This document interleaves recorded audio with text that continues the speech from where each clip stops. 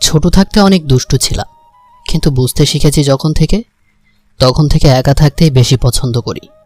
শান্ত নদীর পার, বয়ে চলা কপোতক্ষ নদের পানির শব্দ আর ফিরফিরে বাতাস একাকিত্বটাকে আরো গভীর করে তুলত। তাই সবসময় কোলাহল থেকে সর্বদা দূরে থাকতাম, কিন্তু এবার আর সেটা হলো না। ঠিকই চাচাতো ভাইয়ের বিয়ের জন্য ঢাকা থেকে আসতে হলো।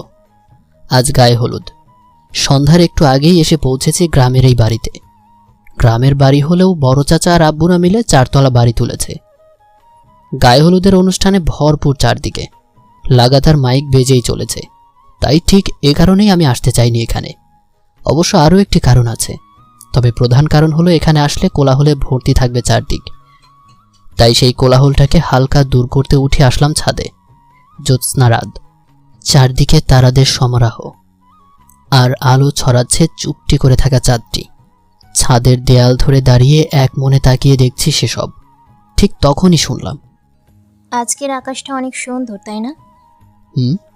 তারা ভরা আকাশ, নির্মল বাতাস, চাঁদের আলোয় জোনাকি পোকার পিটপিটে আলো। ওহ, যা লাগছে না, তাই না? দেখতে অনেক আকর্ষণীয় করে তুলেছে, যেন একাকিত্বকে আরো গভীরভাবে পর্যবেক্ষণ করে, তাই না আবির সাহেব? আমি চমকে উঠলাম, কারণ এতক্ষণে খেয়ালই করিনি কেউ একজন আমার পাশে এসে দাঁড়িয়ে কথা বলছে। আগন্তুকের মুখে আমার নামটা শুনে হুঁশ ফিরল।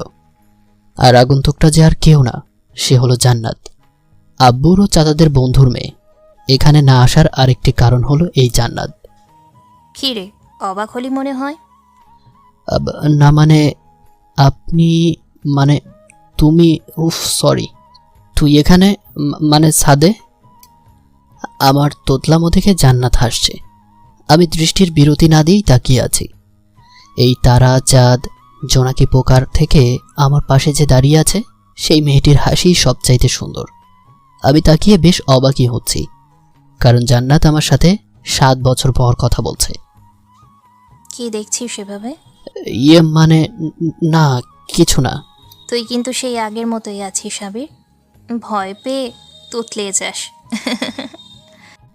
মানুষ বদলায়, কিন্তু মানুষের কিছু স্বভাব বদলায় না।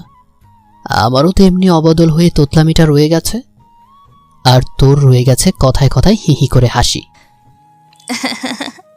তা এতদিন পর এলি যে, মেজো আম্মু কি খুব জোর করে আনলো, তাই না? আমি গেলাম, কথাটি বলে চলে আসলাম ছাদের দরজার কাছে। ঠিক তখনই জান্নাত গলা উঁচিয়ে বলল, আমি জানি আবির, তোর এখানে না আসার কারণ আমি, তাই না? শুকনো একটা হাসি দিলাম।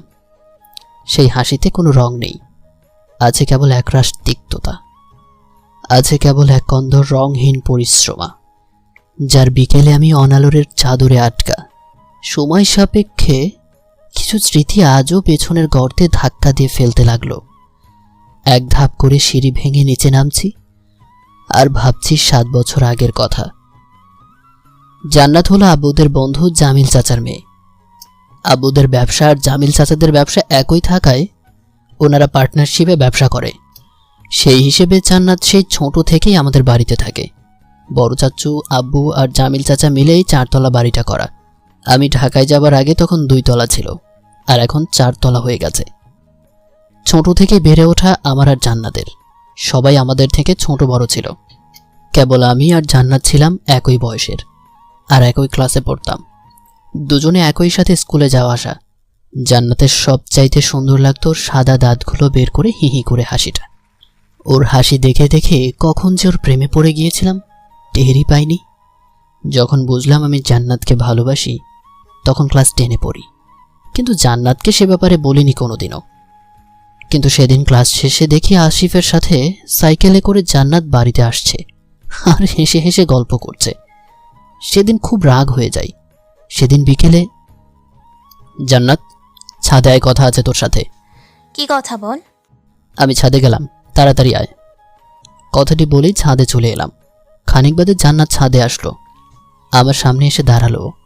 আমি ওর দিকে তাকাতেই জান্নাত বলল, কি রে, খরগোশ ডাকলি কেন? আমি চুপচাপ দাঁড়িয়ে আছি। সে আবারও প্রশ্ন করল, রে চুপ হয়ে আছিস কেন? কিছু বলবি? কিছু না বললে আমি জান্নাতের হাতে ধরে বললাম, জান্নাত, বিশ্বাস কর, তোকে আমি অনেক ভালোবাসি। আমার সবটা সময় তোর কথা ভাবতে ভাবতেই কেটে যায়। আজ তুই যখন আসিফের সাইকেলে চড়ে বাড়িতে আসছিলি, তখন খুব কষ্ট হচ্ছিল। জান্নাত, আমি তোকে ছাড়া থাকতে পারবো না, প্লিজ। জান্নাত, আমাকে ভালোবাসবি? জান্নাত এক ঝটকায় আমার থেকে হাত ছাড়িয়ে নেয়। আমি ওর দিকে তাকালাম, ততক্ষণে চোখ বেয়ে আমার পানি পড়ছে। জান্নাত আমার দিকে রাখি মুখে তাকিয়ে বলল, আবির, কি বলছিস এসব? তুইও সবার মতো। আর তাছাড়া আমি তোকে অন্যরকম ভাবতাম, কিন্তু তুইও আমাকে ভালোবাসলি। আমি অ্যাকসেপ্ট করতে পারবো না। জঘন্য মার্কা কাজগুলো কেন করিস? জানিস না আমার এগুলো একদমই সহ্য হয় না, বিরক্ত হই খুব। কেন? আমি ভালোবাসলে সমস্যা কি? আরে আবুল নাকি তুই? দেখ শোন, ভালো করে বলছি, তোর থেকে আরও ভালো ছেলে আমাকে প্রপোজ করে রোজ। এই জন্যই কি সব কিছু এনজয় করা ছেড়ে দেবো নাকি?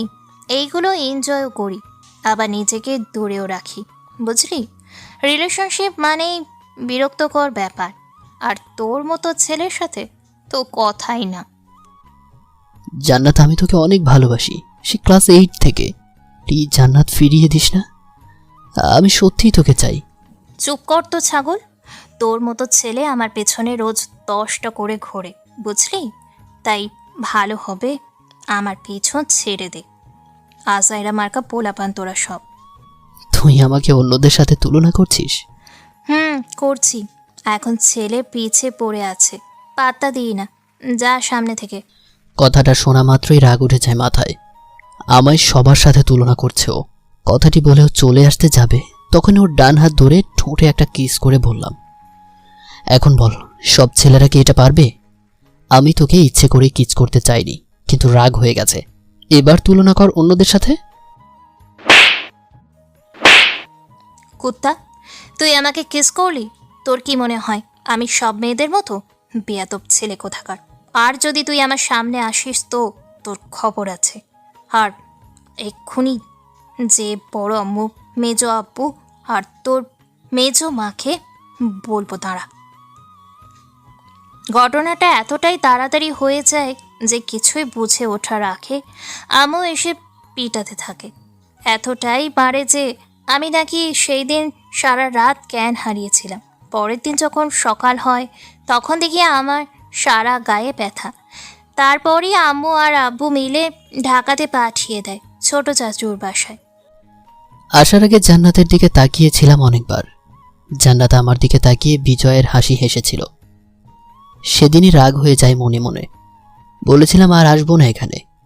7 বছরের মধ্যে একদিনও আসিনি আমি গ্রামে। আব্বু আম্মু যে দেখা করে আসতো, তবে আমি আসতাম না রাগের কারণে।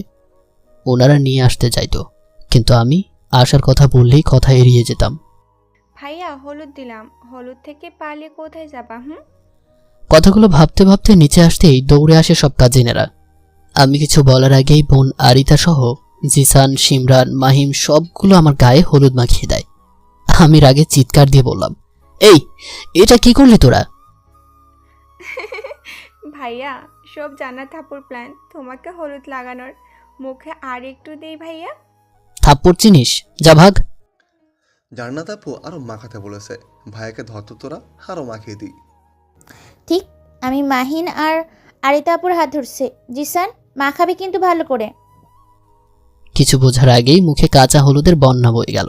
ভালো মতো হলুদ লাগিয়ে শয়তানগুলো সবগুলো পালায়। আমি হ্যাবার মতো খালি দাঁড়িয়ে রইলাম। ঘটনা এতটাই অবাক করার মতো যে দেখা ছাড়া কিছুই করার ছিল না। বাড়ির সবাই আমার দিকে তাকিয়ে হা হা করে হাসতে থাকে।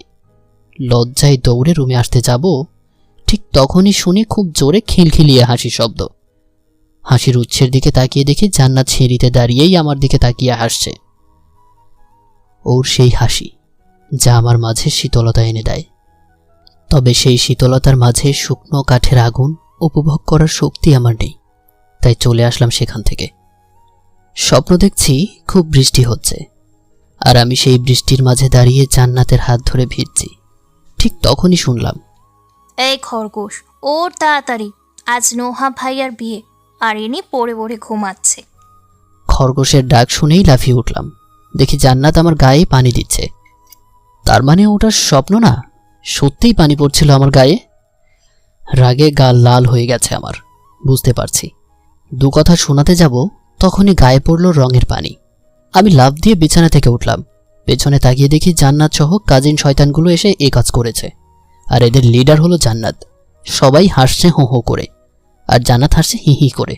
কিন্তু ও আমার দিকে তাকিয়ে হাসছে, মানে নিচের দিকে।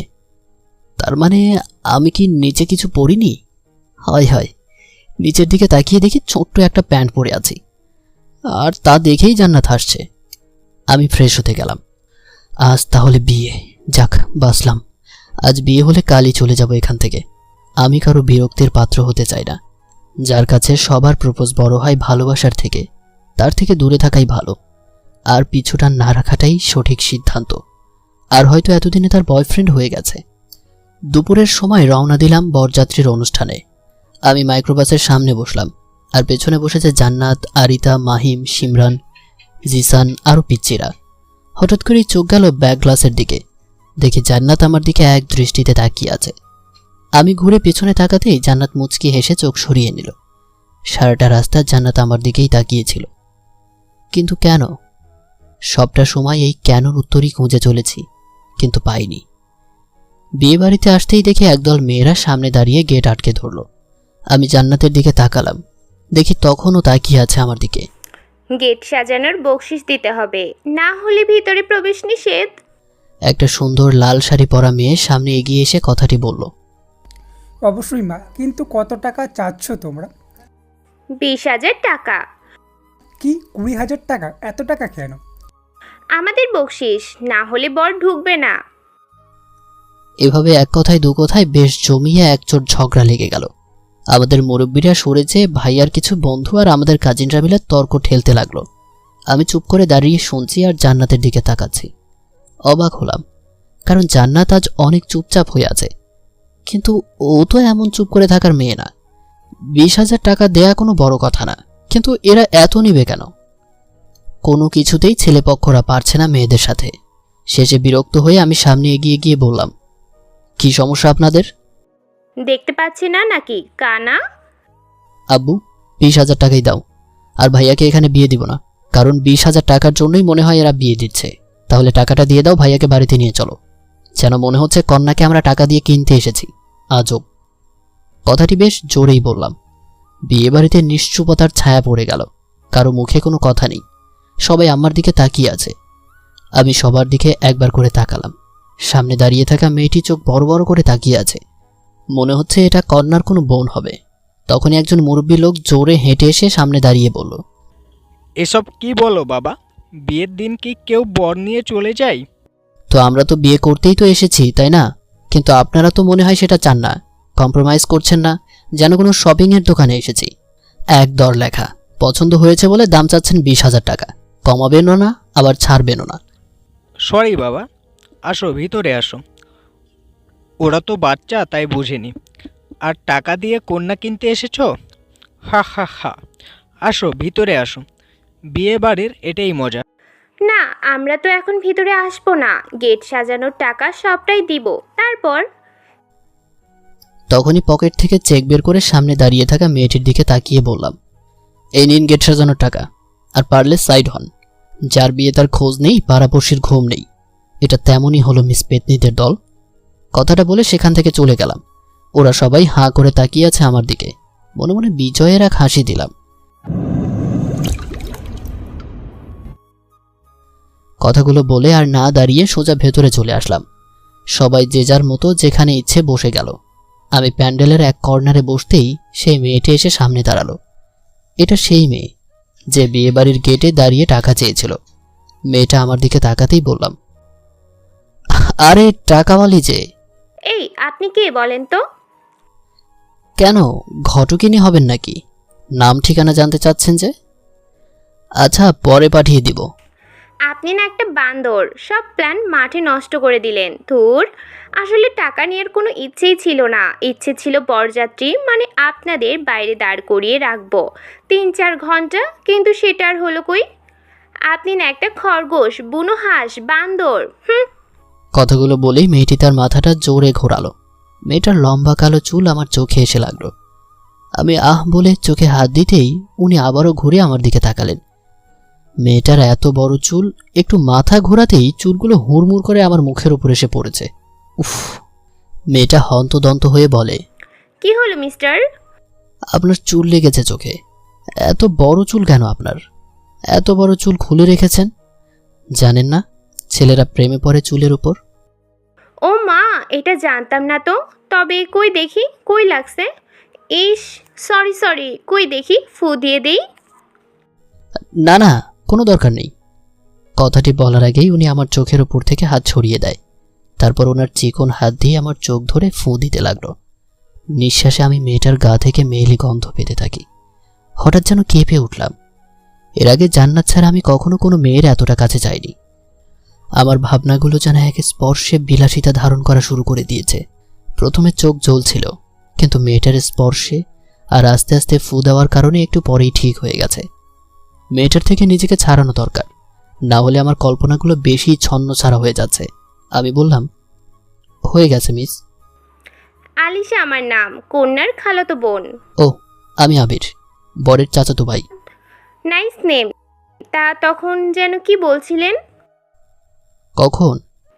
এই যে এত লম্বা চুল, ছেলেরা প্রেমে পড়ে যায় মানে কি? মানে কিছু না, বুঝবেন না আপনি এসব। ও, খুব ভালো। এখন থাকেন, বাই। কথাটি বলেই আলিশা মেয়েটি চলে গেল। আমি মুচকি হাসলাম। কিছুটা দূরে যেয়ে আলিশা পেছনে ঘুরে তাকিয়ে হাসলো। তখনই কাজিনগুলো এসে বলল, ভাইয়া কি ব্যাপার? হাসাহাসি হচ্ছে দেখছি।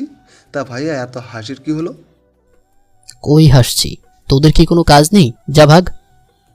জিসান, তোদের ভাইয়া না খুব মস্তিতে আছে, বিরক্ত করিস না। দেখলি না দুইজন কি হাসিটাই না দিল? বললেই হলো। দেখো ভাইয়া, ভাবি বানিয়ে ফেলো না আবার। আমরা কিন্তু ভাবি ঠিক করে রাখছি। বলা তো যায় না।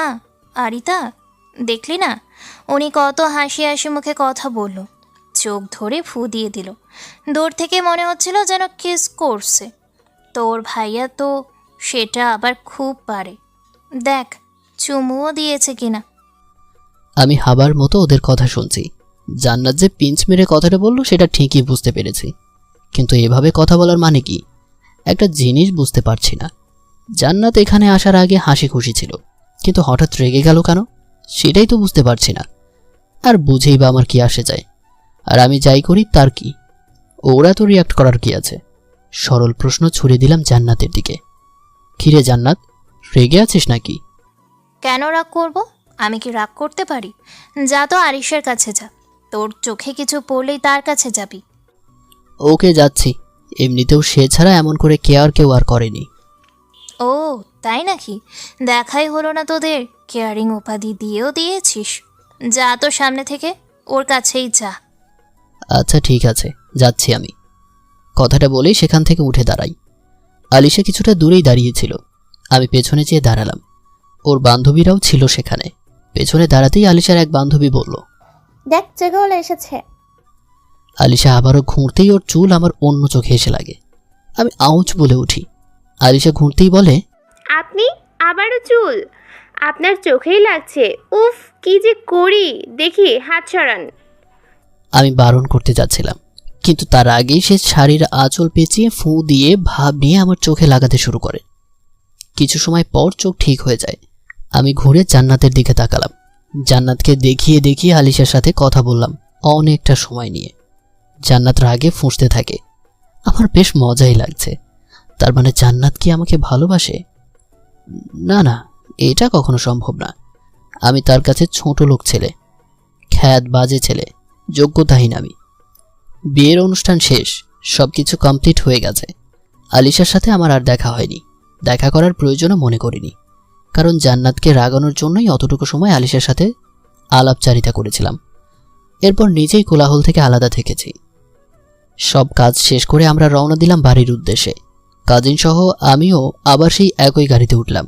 তবে এবার শয়তানগুলো প্ল্যান করে আমি জান্নাতের পাশে বসিয়ে দিল। আমি না পারছি নড়তে, না পারছি কিছু বলতে। যখন রাস্তার ঝাঁকুনিতে নড়ে উঠছি, তখন দুজনের গায়ে স্পর্শ লাগছে, আর সেই স্পর্শে আমি কেঁপে উঠছি। ধুর, অসহ্য লাগছে। একটা সময় এই মেয়েটার জন্য কত পাগল ছিলাম। সে অপমান করেছিল, এখন সেই মেয়ের পাশে বসে তার স্পর্শে আমার কেমন যেন হচ্ছে। জান্নাত একবারও আমার দিকে তাকায়নি, আমিও তাকাইনি, কোনো কথাও বলেনি ও, আমিও কিছু বলিনি। এমনি কথা বলতে ভয় লাগে ওর সাথে। আম্মুকে যদি উল্টাপাল্টা কিছু বলে দেয়, আবার যদি অপমান করে, সব মিলিয়ে কথা বলতে ইচ্ছে করে না। তার উপর মাকে যদি উল্টাপাল্টা কিছু বলে, তাহলে তো খবর আছে আমার। আবার বাড়িতে যখন আসলাম তখন রাত 10টা বাজে। কন্যার সাথে কে এসেছে জানি না। আমি গাড়ি থেকে নেমেই ফ্রেশ হতে গেলাম। ফ্রেশ হয়ে রুমে এসে বিছানায় শুয়ে পড়ি। সারাদিন বেশ ক্লান্ত ছিলাম। শুয়ে পড়তেই একটু চোখ লেগে আসে। কতক্ষণ হেলান দিয়ে ঘুমিয়েছি জানি না। বাইরে থেকে অনেক জোরে চিল্লানির শব্দ কানে আসতেই কেঁপে উঠলাম আমি। চোখ মেলে তাকাতেই নিজেকে নিজের রুমে দেখলাম। বাইরের উঠোন থেকেই চিৎকার চেঁচামেচি আসছে। হাত ঘড়ির দিকে তাকালাম, 12টা বাজতে চলেছে প্রায়। এখনও খিদে লাগেনি। বিছানা ছেড়ে উঠলাম। গায়ে নীল শার্ট, ভেতরে সাদা টি শার্ট পরা, কালো প্যান্ট পরা ছিল আগে থেকেই। আমি আবার ওয়াশরুমে গেলাম। চোখে মুখে পানি দিয়ে চুলগুলো ঠিক করছি, তখনই শুনতে পেলাম, ভাইয়া বাইরে চলো, গান গান খেলবো অক্ষর দিয়ে। না যাব না, ভালো লাগছে না, তোরা খেল। যদি না যাস তো আম্মুকে বলবো তুই আলিশের সাথে টাঙ্কি মারছিস। ওই, তুই বোন না শাকচুন্নি বলতো? চুপ রাখোস, সরি, জান্নাত ভাবির থেকে শিখেছি। কি বললি? আর থাপড়িয়ে তোর দাঁতগুলো ফেলবো, বুঝলি? যার সামনে থেকে। আম্মুকে ডাকবো, আর আসার সময় গিটারটা নিয়ে আসবে, না আসলে কিন্তু আম্মুকে ডাকবো। আরিতা কথাগুলো বলে সেখান থেকে চলে যায়। আমি জোরে একটা শ্বাস নিলাম। নিজের মাকে খুব মানি আমি, ভয়ও পাই বলা চলে। তাই আর দেরি করলাম না। রুমের কোণা থেকে গিটারের ব্যাগ কাঁধে নিয়ে বাইরে আসলাম। সবাই বাড়ির উঠোনটাতে বসে বর্ণ দিয়ে গান গান খেলছে। মাঝখানে কাঠ চালিয়ে আগুন করা। সবাই গোল হয়ে বসে আছে। আলিশা আছে দেখছি, ভাবির সাথে এসেছে হয়তো। চোখ গেল জান্নাতের দিকে। জান্নাতের পাশেই তাকালাম। চোখ আটকে গেল আমার। দেখি আসিফও বসে আছে সেখানে। কেমন আছিস আবির? আছি, তুই? ভালো। তা দেখা করিস নাই কেন? আজ বিয়েতে তো দেখাও করিস নাই একবারও। আসলে আমি একটু। ওনার কি আর আমায় দেখার সময় আছে? কত বিসি মানুষ উনি। সবাই চুপ থাকেন, মেয়েরা প্রথম গান শুরু করবে, আর লাস্টের অক্ষর দিয়ে আপনাদের মানে ছেলেদের গান গাইতে হবে। যারা পাবে না তারা হারবে। হয়ে যাক আজ লড়াই। তবে আবির ভাইয়া কিন্তু প্রতি গানের সাথে গিটার বাজাবে। সবাই যে যার মতো গান গাইতে লাগলো, একটু একটু করে। জান্নাতও 2টা গাইলো। ওর গানের কণ্ঠটা যে এত সুন্দর আমি আগে জানতাম না। আজই প্রথম ওর কণ্ঠে গান শুনলাম। বেশ মিষ্টি গলা ওর। সবাই গান গাইলেও আমি বাকি এখনো, কারণ গিটার বাজাতে পারলেও গান পারি না আমি। লিরিক্স উল্টাপাল্টা হয়ে যায় আমার। খেলা এখানেই শেষ, কারণ অনেক রাত হয়েছে। তবে ভাইয়া কিন্তু এখনো গান বলেনি। হে, এখনো ভাইয়া গান বলেনি। আবির ভাইয়া এখনই গান বলো, দ্রুত। আমি গান পারি না আপু। না, আমরা গান শুনবো।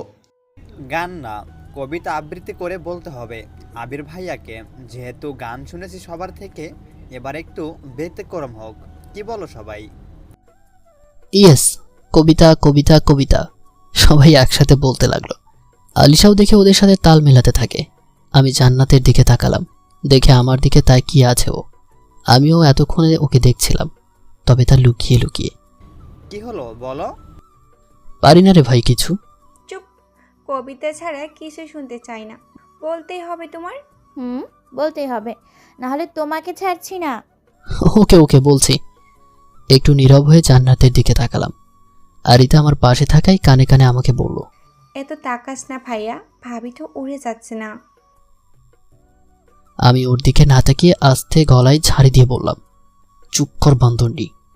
সবাই চুপ হয়ে আমার দিকে তাকিয়ে আছে। কি বলবো আমি বুঝতে পারছি না। কবিতা তো জীবনেও লেখেনি। এসব প্রেম কবিতা কবি সাহিত্যিকদের কাজ। কি যে করি। তবুও নীরবতা ভেঙে বললাম, কবিতা না এটা, তবে আমার কাছে মানুষটার জন্য কিছু অব্যক্ত কথা বলি। অবশ্যই। আচ্ছা বলছি। আমি গিটারের টুংটাং আওয়াজ তুললাম। এরপর মাথায় নিচু করে ধীর গলায় বলা শুরু করলাম, আজকাল তুমি খুব অপ্রতিরোধ্য হয়ে যাচ্ছ। কিছুতেই তোমাকে আমি প্রতিহত করতে পারছি না। আমার মগজের প্রতিটা কোণায় তোমার অগাধ যাতায়াত। 24 ঘন্টায় 36 রকম কাজে বারবার তুমি এসে গোল বাঁধিয়ে ফেলছো আমার মন মোহনে। আমার ভাবনার অবিচ্ছিন্ন ছন্দ হয়ে ছন্দহীন করে তুলেছ আমায়। আমি সেখানে হতে পালাবো বলে মনস্থির করেছি। তুমি আমাকে তোমার কথার চাতুর্যে বেঁধে কিছুতেই আমায় পালাতে দিতে চাইবে না আমি জানি, কিন্তু পণ্ডিত অজয়ের একটি গান আছে, শুনেছ কি?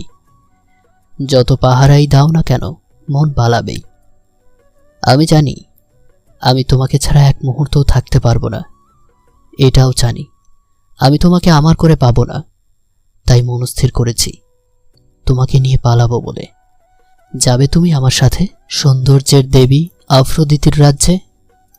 প্রথম কথাগুলো নিচের দিকে তাকিয়ে বললেও শেষ কথাগুলো জান্নাতের দিকেই তাকিয়ে বললাম। এটা নিশ্চিত যে কথাগুলো ইশারাতে জান্নাতকেই বলেছি, মানে ইশারায় প্রপোজ করলাম।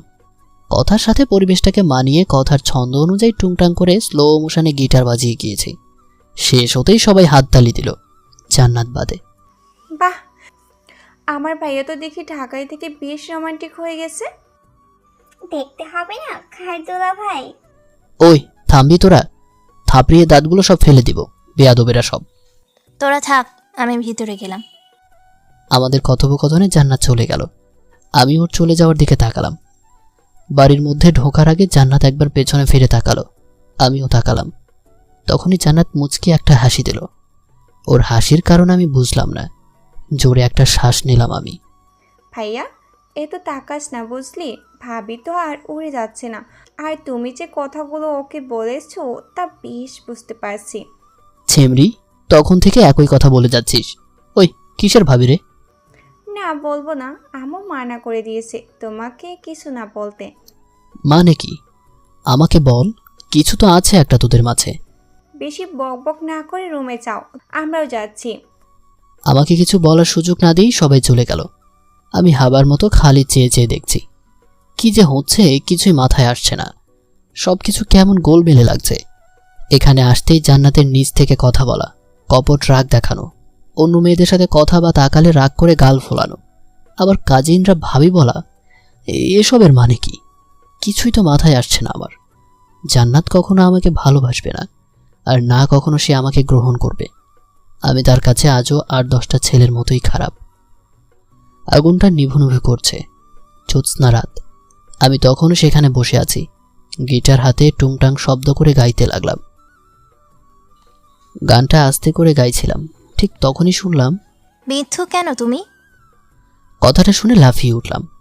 অমনোযোগী হলে বাইরে থেকে শব্দ আসলেই লাফিয়ে উঠতে হয়। আমিও তেমনই লাফ দিয়ে উঠে পেছনে তাকালাম। দেখি জান্নাত দাঁড়িয়ে। কি ব্যাপার, তুমি এখানে? আগে বলো মিথ্যে কেন বলেছ? কিসের মিথ্যে? কখন বললাম? তুমি তো একটু আগেই বললে যে গান গাইতে পারো না, তাহলে এখন কেন গাইছো? ওহ, এমনি। আমি আর বেশি কিছু বললাম না। পাশ কাটিয়ে চলে আসতে যাব ঠিক তখনই মনটা ধপাস করে উঠল, কারণ এতক্ষণ পর খেয়াল করেছি জান্নাত আমাকে তুমি করে বলেছে, আর আমিও তাকে তুমি করে বলে ফেলেছি। কিন্তু সেটা কি করে সম্ভব? পেছন ঘুরে তাকাতেই দেখি জান্নাত মুচকি হাসছে। তার মানে আমি যা ভাবছি সেও কি তাহলে একই কথা ভাবছে? তবে আসল কথা হলো, আমি না হয় ঘোরের মধ্যেই পড়ে তুমি বলেছি, কিন্তু জান্নাত সে তো এসেই তুমি করে বলা শুরু করে দিয়েছে। তাহলে কি কোনো প্ল্যান আছে? আমি দৌড়ে রুমে চলে আসলাম। জান্নাতের ছলনাতে আর পড়তে চাই না। হয়তো এখন ভালো বিহেভ করছে, পরে ঠিকই আম্মুকে দিয়ে মার খাওয়াতে পারে, আবার সাথে জান্নাতের থাপ্পড় ফ্রি। সো আমি কালই চলে যাওয়ার সিদ্ধান্ত নিলাম। পরের দিন সকালে, ভাইয়া ওঠ, আম্মু ডাকছে। আমি ঘুমো ঘুমো চোখে সামনে তাকালাম, দেখে আরিতা দাঁড়িয়ে আছে। আমি ঘুমালো ভঙ্গিতে বললাম, কি হয়েছে রে? তুই কি রে, কতক্ষণ ধরে ডাকছি, ওঠার নামই নেই। রাত জেগে কি চুরি করতে বের হোস নাকি? ওই শাকচুন্নি শর্ত সামনে থেকে। আম্মু কেন ডাকছে?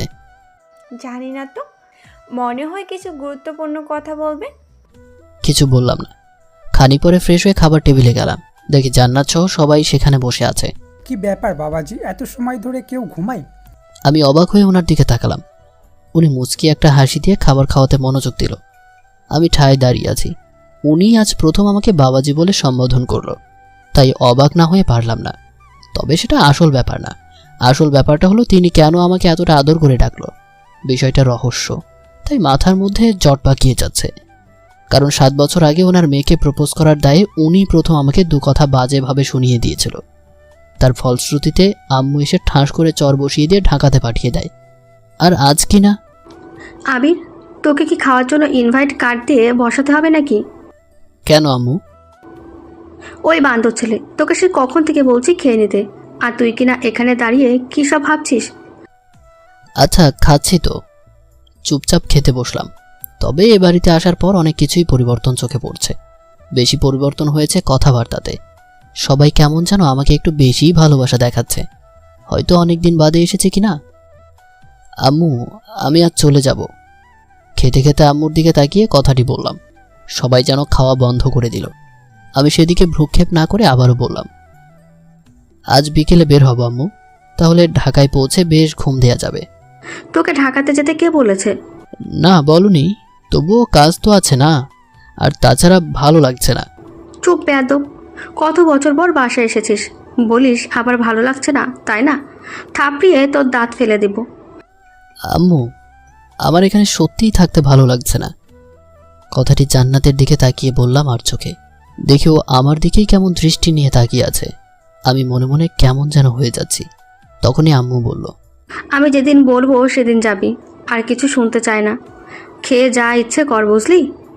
কি আর বলবো, বাড়িতে কেবল আম্মুকেই ভয় পাই, তাই তিনি যা হুকুম করেন তাই মানতে হবে। অগত্যা খাওয়া শেষ করে বাইরে বের হলাম। বাইরে বের হয়ে দেখি জিসানের সাইকেল দাঁড় করানো। জিসানকে ডাকলাম, তোর সাইকেলটা দে তো, গ্রামটা একটু ঘুরে আসি। দিবি তো নাকি? কি যে বলো দুলো ভাই, তোমাকে দেবো না তো কাকে দেবো? যাও নিয়ে যাও।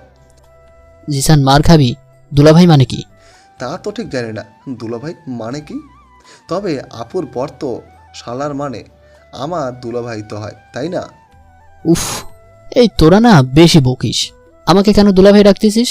ফাজিল ছেলে কোথাকার। যা বাবা, দুলাভাইকে কি খালু বলে ডাকবো নাকি? ওই যা তো এখান থেকে, শয়তান কোথাকার।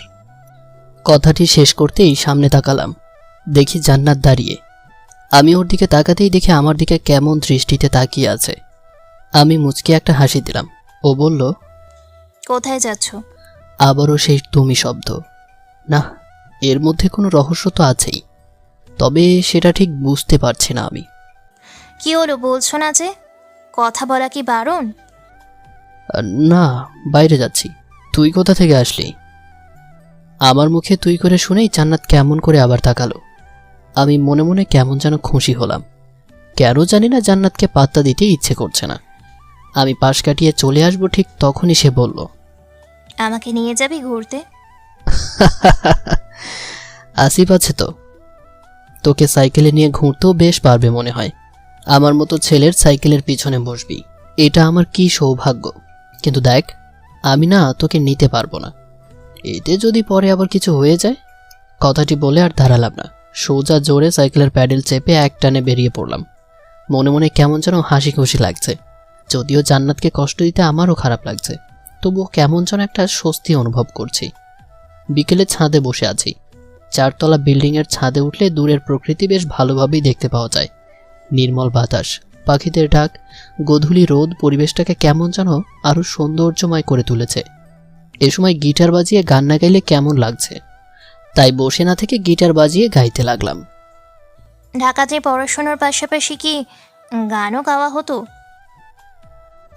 গান গাওয়ার এক পর্যায়ে আবারও লাফিয়ে উঠলাম, কারণ এবারও বাইরের প্রকৃতির সাথে আমি অমনোযোগী। ঘাড় ঘুরিয়ে পাশে তাকিয়ে দেখি জান্নাত। আমি তাকে দেখা মাত্রই সামনে তাকালাম। কি হলো, কথা বলা কি নিষেধ? নিষেধ কেন হবে, তবে ভয় করে। কিসের ভয়? আমি কি পেতনি নাকি যে ঘাড় মটকাবো? কত ছেলে আমার সাথে কথা বলার জন্য দাঁড়িয়ে থাকে রাস্তার মোড়ে, আর তুই কথা বলিস না? মনে মনে একটা ল্যাসময় হাসি দিলাম। আমার হাসির অর্থ আমিও জানি না, তবে মনে পড়ল সেই পুরনো কথাগুলো, যার মাঝে একটি কথা ছিল, আমার জন্য কত ছেলে পাগল, আর তোর মতো একটা ছেলের সাথে প্রেম করব আমি? এত তাড়াতাড়ি কি লাইফে এনজয় করা ছেড়ে দিব? কথাটি বুকে আবারও ব্যথা দিয়ে উঠল, কারণ আজকেও সেই একই কথার প্রতিধ্বনি। তবে আজকের কথার অর্থটা অন্যরকম। আগে আমি কথা বলতাম দেখে সে কথা বলতো না, আর এখন আমি বলছি না দেখেই সে বলছে। আবির, একটা কথা বলবো? বলো। আমার জন্য এখানে এতদিন আসিস নাই, তাই না? আরে না, তা কেন হবে? আমি জানি। আর আজকেও তুই সেটার জন্যই এখান থেকে চলে যাচ্ছিস, তাই না? আরে না না, এরকম কিছুই না। আসলে ছোট চাচুর ব্যবসা দেখতে হচ্ছে, তার উপর নিজের পার্ট টাইম জব, সব মিলিয়েই তো যেতে হবে। মিথ্যেটাও ঠিক করে বলা শিখিস নাই এখনো। ছোট চাচুকে মেজো আম্মু কল দিয়ে জিজ্ঞাসা করেই নিয়েছে, কোনো ব্যস্ততা নেই। আর তিনিও কদিন পর এখানে আসবেন। মিথ্যেটা বলে ধরা পড়ে গেলাম, কিন্তু কি আর করার, আমাকে যে যেতেই হবে। এখানে থাকা যাবে না। এখানে থাকলে আমি আবার জান্নাতের প্রতি ভালোবাসায় আসক্ত হব, আর সেটা কখনোই সম্ভব না। কারণ আমি বা আমার ভালোবাসা তার কাছে সব ছেলেদের মতোই 5 টাকার সস্তার ঝালমুড়ির মতো। আর শুধু শুধু এখানে থেকে সেই ভালোবাসার বস্তু নিয়ে আবারও অপমান হতে পারবো না। আবির, একটা প্রশ্ন করব? কর। আমাকে কি এখনো ভালোবাসিস? আমার মনে একটা ধপ করে শব্দ হলো বলে মনে হলো। আমি জানি না এর উত্তর কি দিব, তাই কিছু না বলে গিটার হাতে জোরে হেঁটে চলে আসতে লাগলাম। ঠিক তখনই জান্নাত পেছন থেকে সেই হাসি হেসে বলল, আসিফের সাথে আমি কথা বলি না দরকার ছাড়া আবির, আর ওর সাথে সাইকেলেও ঘুরি না। শুধু শুধু উল্টাপাল্টা ভাবিস। আমি পাত্তা দিলাম না, সোজা রুমে চলে আসলাম। খুব কাঁদতে ইচ্ছে করছে। ছোট থেকেই যাকে ভালোবাসলাম সে থাকতেও আজ দূরে। আজও যে আমি তাকে ভালোবাসি, আজও যে আমি তাকে আমার মনের 4 দেয়ালে বন্দি করে রেখেছি। 2 দিন পর। আমি রোড বেলা করে ঘুমাস কেন? আমু, তুমিও ডাকতে আসলে এত সকালে? তোর ভাইয়ার বাড়ি থেকে লোকজন আসবে। কেন? কেন মানে কি? বউ ভাতে আসবে। যা তাড়াতাড়ি উঠে ফ্রেশ হয়ে নে, খেতে দিব, না হলে আর সময় পাবো না। আচ্ছা যাও, আসছি। আম্মু চলে গেল। আমিও উঠে ফ্রেশ হয়ে খাবার টেবিলে গেলাম। দেখি সবাই যে যার মতো ব্যস্ত, খালি জান্নাত খাবার টেবিলে বসে আছে। হাবভাব দেখে মনে হচ্ছে সে আমার জন্যই বসে আছে। কি রে, তুই বসে আছিস যে? এখন খেয়ে উদ্ধার করেন। মেজো আম্মু আমাকেই বসিয়ে দিয়ে গেল আপনার কাছে। ও, আমি খাচ্ছি আর জান্নাত আমার খাওয়া দেখছে, আর চোখে তাকাচ্ছে ওর দিকে, কিন্তু সে আমার দিকেই তাকিয়ে আছে। তখনই সে বলল, আবির, কাউকে ভালোবাসিস? কেন? না, এমনি জিজ্ঞেস করলাম। বাসি। কাকে? আমার আম্মুকে ভালোবাসি। ফাজিল ছেলে কোথাকার। খাওয়া শেষ করতেই শুনলাম ভাইয়ের শ্বশুর বাড়ি থেকে লোকজন আসছে। আমি তাই কোলাহল থেকে বাঁচতে ছাদে চলে গেলাম। ছাদের সাথে লাগোয়া একটা কৃষ্ণচূড়া গাছ আছে, যদিও ছোট, এত বড় বাড়ির ছাদ অবধি আসেনি, তবুও গাছটা বেশ ভালোই লাগে দেখতে। কি হ্যামি মিস্টার চেক বালক? কথাটি শুনে আমি পেছনে তাকালাম। দেখি বিয়েতে যার সাথে কথা বলেছিলাম সেই টাকাওয়ালি। তো আমাকে চেক বয় বলে ডাকছে কেন? কি ব্যাপার আবির মিয়া, কথা বলছেন না যে? আরে টাকাওয়ালি যে, কেমন আছেন? আমি টাকাওয়ালি? আলিশা আমার নাম, বুঝছেন? জানি। তার ছাদে এই সময়ে কি করছেন? কথা বলতে বলতে আমার পাশে এসে দাঁড়ালো। তখনই শুনতে পাই সিঁড়িতে কেউ হেঁটে এদিকেই আসছে। শব্দটা আরো কাছে আসতেই দেখি জান্নাত এসেছে। আমায় আর আলিশাকে দেখা মাত্রই কেমন করে দৃষ্টি দিল। মনে মনে একটা আনন্দ পেলাম আবারও, তাই আরো কাছে সরে যেয়ে দাঁড়ালাম ওর। আপনাদের গ্রামটা অনেক সুন্দর। ঘুরবেন? আচ্ছা, বিকেলে আপনাকে সাইকেলে বসিয়ে গ্রাম ঘোরাবো, কেমন? সত্যি? ও, আপনি কত ভালো। জানেন, আপনার কথা মনে পড়েছি এ কদিন, তখনই মনে হয়েছে আপনার নাম্বারটা থাকলে ভালো হতো। আচ্ছা ঠিক আছে, পরে নিন। আর আমারও মনে পড়েছে আপনার কথা। কথাগুলো জান্নাতের দিকে তাকিয়েই জোরে জোরে বললাম। সে রাগে গজগজ করছে, গাল দুটো লাল হয়ে গেছে। যাক, প্ল্যানটা কাজে দিল। জান্নাত বুঝুক যে সে একা সব ছেলেদের মধ্যমণি না। আমার কাছে সে একসময় অনেক বিশাল কিছু ছিল, কিন্তু এখন আর নেই। আমি আলিশার দিকে তাকালাম, সে আমার দিকে তাকিয়ে আছে। এইটা সেই ছাদ। আজ যেখানে দাঁড়িয়ে আছি ঠিক সেখানেই দাঁড়িয়ে 8 বছর আগে জান্নাত আমাকে অপমান করেছিল ভালোবাসা নিয়ে। তাকে সত্যিই সে সময় ভালোবেসেছিলাম, কিন্তু ও আমাকে অপমান করে। আমি জান্নাতকে শুনিয়ে শুনিয়ে বললাম, আপনার চুলগুলো আসলেই অনেক সুন্দর। মজার ব্যাপার কি জানেন, আমার আপনার কথা মনে পড়েছিল। কেন মনে পড়েছিল তার কারণ খুঁজতে যে চোখের সামনে আপনার খোলা চুল, আমার চোখে ফু দেওয়া, এইসবই ভাবছিল। কেন মনে পড়েছিল তার কারণ খুঁজতে যে চোখের সামনে আপনার খোলা চুল, আমার চোখে ফু দেওয়া, এসবই ভাসছিল। আপনি অনেক কেয়ারিং। ও মা, তাই নাকি? ইস, আপনি অনেক সুন্দর করে কথা বলেন। কখনো কাউকে ভালোবেসেছিলেন নাকি? ওর প্রশ্ন শুনে আমি মুচকি হাসলাম। জান্নাত আমাদের থেকে কিছুটা দূরে দাঁড়িয়ে আছে। যাক, ভালো একটা প্রশ্ন করেছে আলিশা, ঠিক মতো জবাব দিতে হবে। জান্নাতকে শুনিয়ে শুনিয়ে জোরে বললাম, ভালোবাসা এসব আমার দ্বারা হয় না। একজনকে খুব ভালোবেসেছিলাম এক সময়, কিন্তু সে আমাকে রিজেক্ট করে দেয়। ছোটবেলায় ভালোবাসাটা হয়তো ভুল ছিল, কিন্তু সে বোঝেনি, অনেক অপমান করেছিল। সে তো গাধি, মাথা মোটাও হতে পারে। আপনার মতো একটা সরল মনের মানুষকে ভালো না বেসে কিভাবে থাকে বলেন তো? কি জানি, কপাল খারাপ। কিসের খারাপ? ভালো করেছে রিজেক্ট করে। না হলে আপনি তো আর সিঙ্গেল থাকতেন না। ঠিক ঠিক, এখন সিঙ্গেল মানেই সব মেয়েকেই ভালো লাগা। আমি কথাটা বলে জান্নাতের দিকে তাকালাম। সে বেশ রাগী আর গম্ভীর দৃষ্টিতে তাকিয়ে আছে আমার দিকে।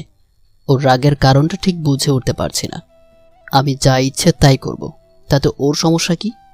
জান্নাত এগিয়ে আসে আমাদের সামনে, তারপর কড়া গলায় বলল, আন্টি তোকে ডেকেছে। এখানে এসে দেখি ছেলে রসের আলাপে ব্যস্ত। আজকে তাহলে ঘুরবেন আমাকে নিয়ে? ওই মেয়ে, ও তোমার ভাই হয়, নাম ধরে ডাকছো কেন? আপনারই তো ভাই হয়, আপনি ওকে নাম ধরছেন কেন?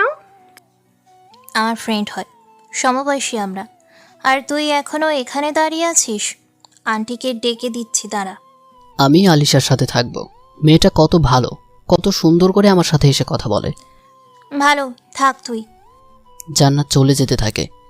আমি মায়ের ভয়ে আলিশাকে রেখে দৌড়ে সিঁড়ির ঘরে আসলাম। জান্নাত হাঁটছে ধীর পায়ে, আমি ওর পাশেই হাঁটছি। জান্নাতের চোখে মুখে রাগের বিশাল প্রতিছায়া পরিলক্ষিত হয়েছে। জান্নাত বলল, এখানে কি? যা ওকে নিয়ে আকাশে যে ঘুরে বেড়া। তুই কি রেগে আছিস? আমি আমি কেন রাগ করব? তোর যা খুশি তাই কর, আমার কেন রাগ হবে? সেটাই তো, তোর কেন রাগ হবে? তোর রাগ তো সেই ছোটবেলায় প্রকাশ করেছিলি বিচার দিয়ে। তা তোর ফ্রেন্ডসরা কেমন আছে? এক গাদা ছেলে ফ্রেন্ডস ছিল না তোর? আসিফকে নাকি পছন্দও করতি। তুই খুব ভালো জানিস দেখছি। হ্যাঁ ভাই, পছন্দ করি। তুই যা তো আলিশার কাছে যা, যত সব। জান্নাত জোরে হনহন করে হেঁটে যাচ্ছে। আমি মুচকি হাসছি। জান্নাত যে রেগে বোম হয়ে আছে সেটা আর বলার বাহিরে রাখে না। কিন্তু এটাই তো আসল কথা, সে কেন রাগ দেখাতে যাবে? আমি রান্নাঘরে এসে বসলাম। মা লুচি ভাজছে, হাতে আমার ডালের প্লেট। মা লুচি ভেজে আমার প্লেটে দিতে থাকে আর আমি খেতে থাকি। মা বলে, আমাদের জান্নাতের বিয়ে ঠিক করেছি, বুঝেছিস? কি? কবে? মানে কিভাবে? এত কিছু তোর শুনতে হবে না। মেয়েটা কত ভালো জানিস? আমি অসুস্থ হয়ে পড়েছিলাম কয়েক বছর আগে, তোকে ইচ্ছে করেই কিছু বলিনি। জান্নাত সব কিছু করে দিয়েছে, আমার কত খেয়াল রেখেছে। কত ভালো একটা মেয়ে। কচু ভালো খাবো না, আমি বাইরে যাচ্ছি। আরে শোন, ওই প্লেট রেখে বাইরে চলে আসলাম। ভালো লাগছে না, তবে এখান থেকে নিজেকে সরাতে হবে। ঢাকায় গেলেই আমি সব ভুলে থাকতে পারবো। কেন যে এখানে এসেছিলাম, না আসাটাই সবচেয়ে বেশি ভালো ছিল। বাইরে এসে দেখি জিসানের সাইকেল রাখা। যাক, ভালোই হয়েছে, ওর সাইকেল নিয়ে কিছু সময় ঘুরতে পারবো, ভালো লাগবে। হঠাৎ করে মিউজিক বেজে ওঠে। বিয়ে উপলক্ষে বাড়িতে সাউন্ড বক্স আনা হয়েছে। মিউজিক বাজাচ্ছে জিসান। জুবিন স্যারের গান বাজতে থাকে, আর আমি সেই গানটা মনে মনে গাইলাম। আমি সাইকেলের উপর চেপে বসি। হঠাৎ জান্নাত সামনে এসে দাঁড়ালো, আমার দিকে তাকিয়ে বলে, আমার কোনো ছেলে ফ্রেন্ড নেই, বুঝেছিস? আর না আসিফ আমার বয়ফ্রেন্ড, সে আমার বন্ধু, এর চেয়ে বেশি কিছু না। কোথায় যাচ্ছিস? ঘুরতে। আমাকে নিয়ে চল। মনে আছে আমরা ছোটবেলায় ঘুরতাম? আমি আমার সাইকেলে কাউকে নিয়ে ঘুরি না। ভাব দেখাবি না একদম। ওই ওই আবির, আমি যাব। পেছনে ঘুরে তাকালাম। আলিশা দৌড়ে আসলো আমাদের সামনে। দৌড়ে এসে জান্নাতকে একটু সরিয়ে সে আমার সাইকেলের সামনে উঠে পড়ল। জান্নাত বোকার মতো তাকিয়ে থাকে আমাদের দিকে। মনে মনে একটু হাসলাম আমি। যাক, আবারও জান্নাতকে বোঝানো যাবে মজা কী জিনিস। আরে আপনি? আমি তো তোমার জন্যই অপেক্ষা করছিলাম। তুই না বললি কাউকে নিয়ে? সেটা শুধু আলিশার জন্যই ফাঁকা থাকবে। চুলগুলো খুলে দেই, বাতাসে আপনার মুখে যেয়ে পড়বে। চোখে গেলে আপনার চোখে ফু দিব। ঠিক আছে, চলেন তাহলে ঘুরি। আলিশাকে নিয়ে বের হলাম। পেছনে এবার জান্নাতের দিকে তাকিয়েছিলাম আমি। অপলক দৃষ্টিতে তাকিয়ে আছে জান্নাত। আমার কি, আমি কারো অধিকারের ভেতরে পড়ি না, যা খুশি তাই করব, কারো কোনো সমস্যা নেই। আলিশা আর আমি সারাদিন ঘুরলাম। সাইকেল নিয়ে অনেক জায়গাতেই ঘুরেছি। এলাকায় বন্ধুরা কেউ নেই, যারা ছিল তারা এখন সব যেন দেশের বাইরে। দুজনে ঘুরে বিকেলের দিকে বাড়িতে আসলাম। সাইকেলটা রেখে আমি ভেতরে যাব, ঠিক তখনই জিসান মানে জান্নাতের ভাই এসে বলল, ভাইয়া তোমাদের কি হয়েছে? আপু কান্না করে শেষ, সারাদিন না খেয়ে আছে। তোর আপু কান্না করেছে মানে? কেন? দেখো ছাদে আছে, কি করছো তুমি? কিছু বললাম না, দৌড়ে ছাদে চলে আসলাম। জান্নাত দাঁড়িয়ে আছে। আমি ওর পাশে যেয়ে দাঁড়িয়ে প্রশ্ন করলাম, কাঁদছিস তুই?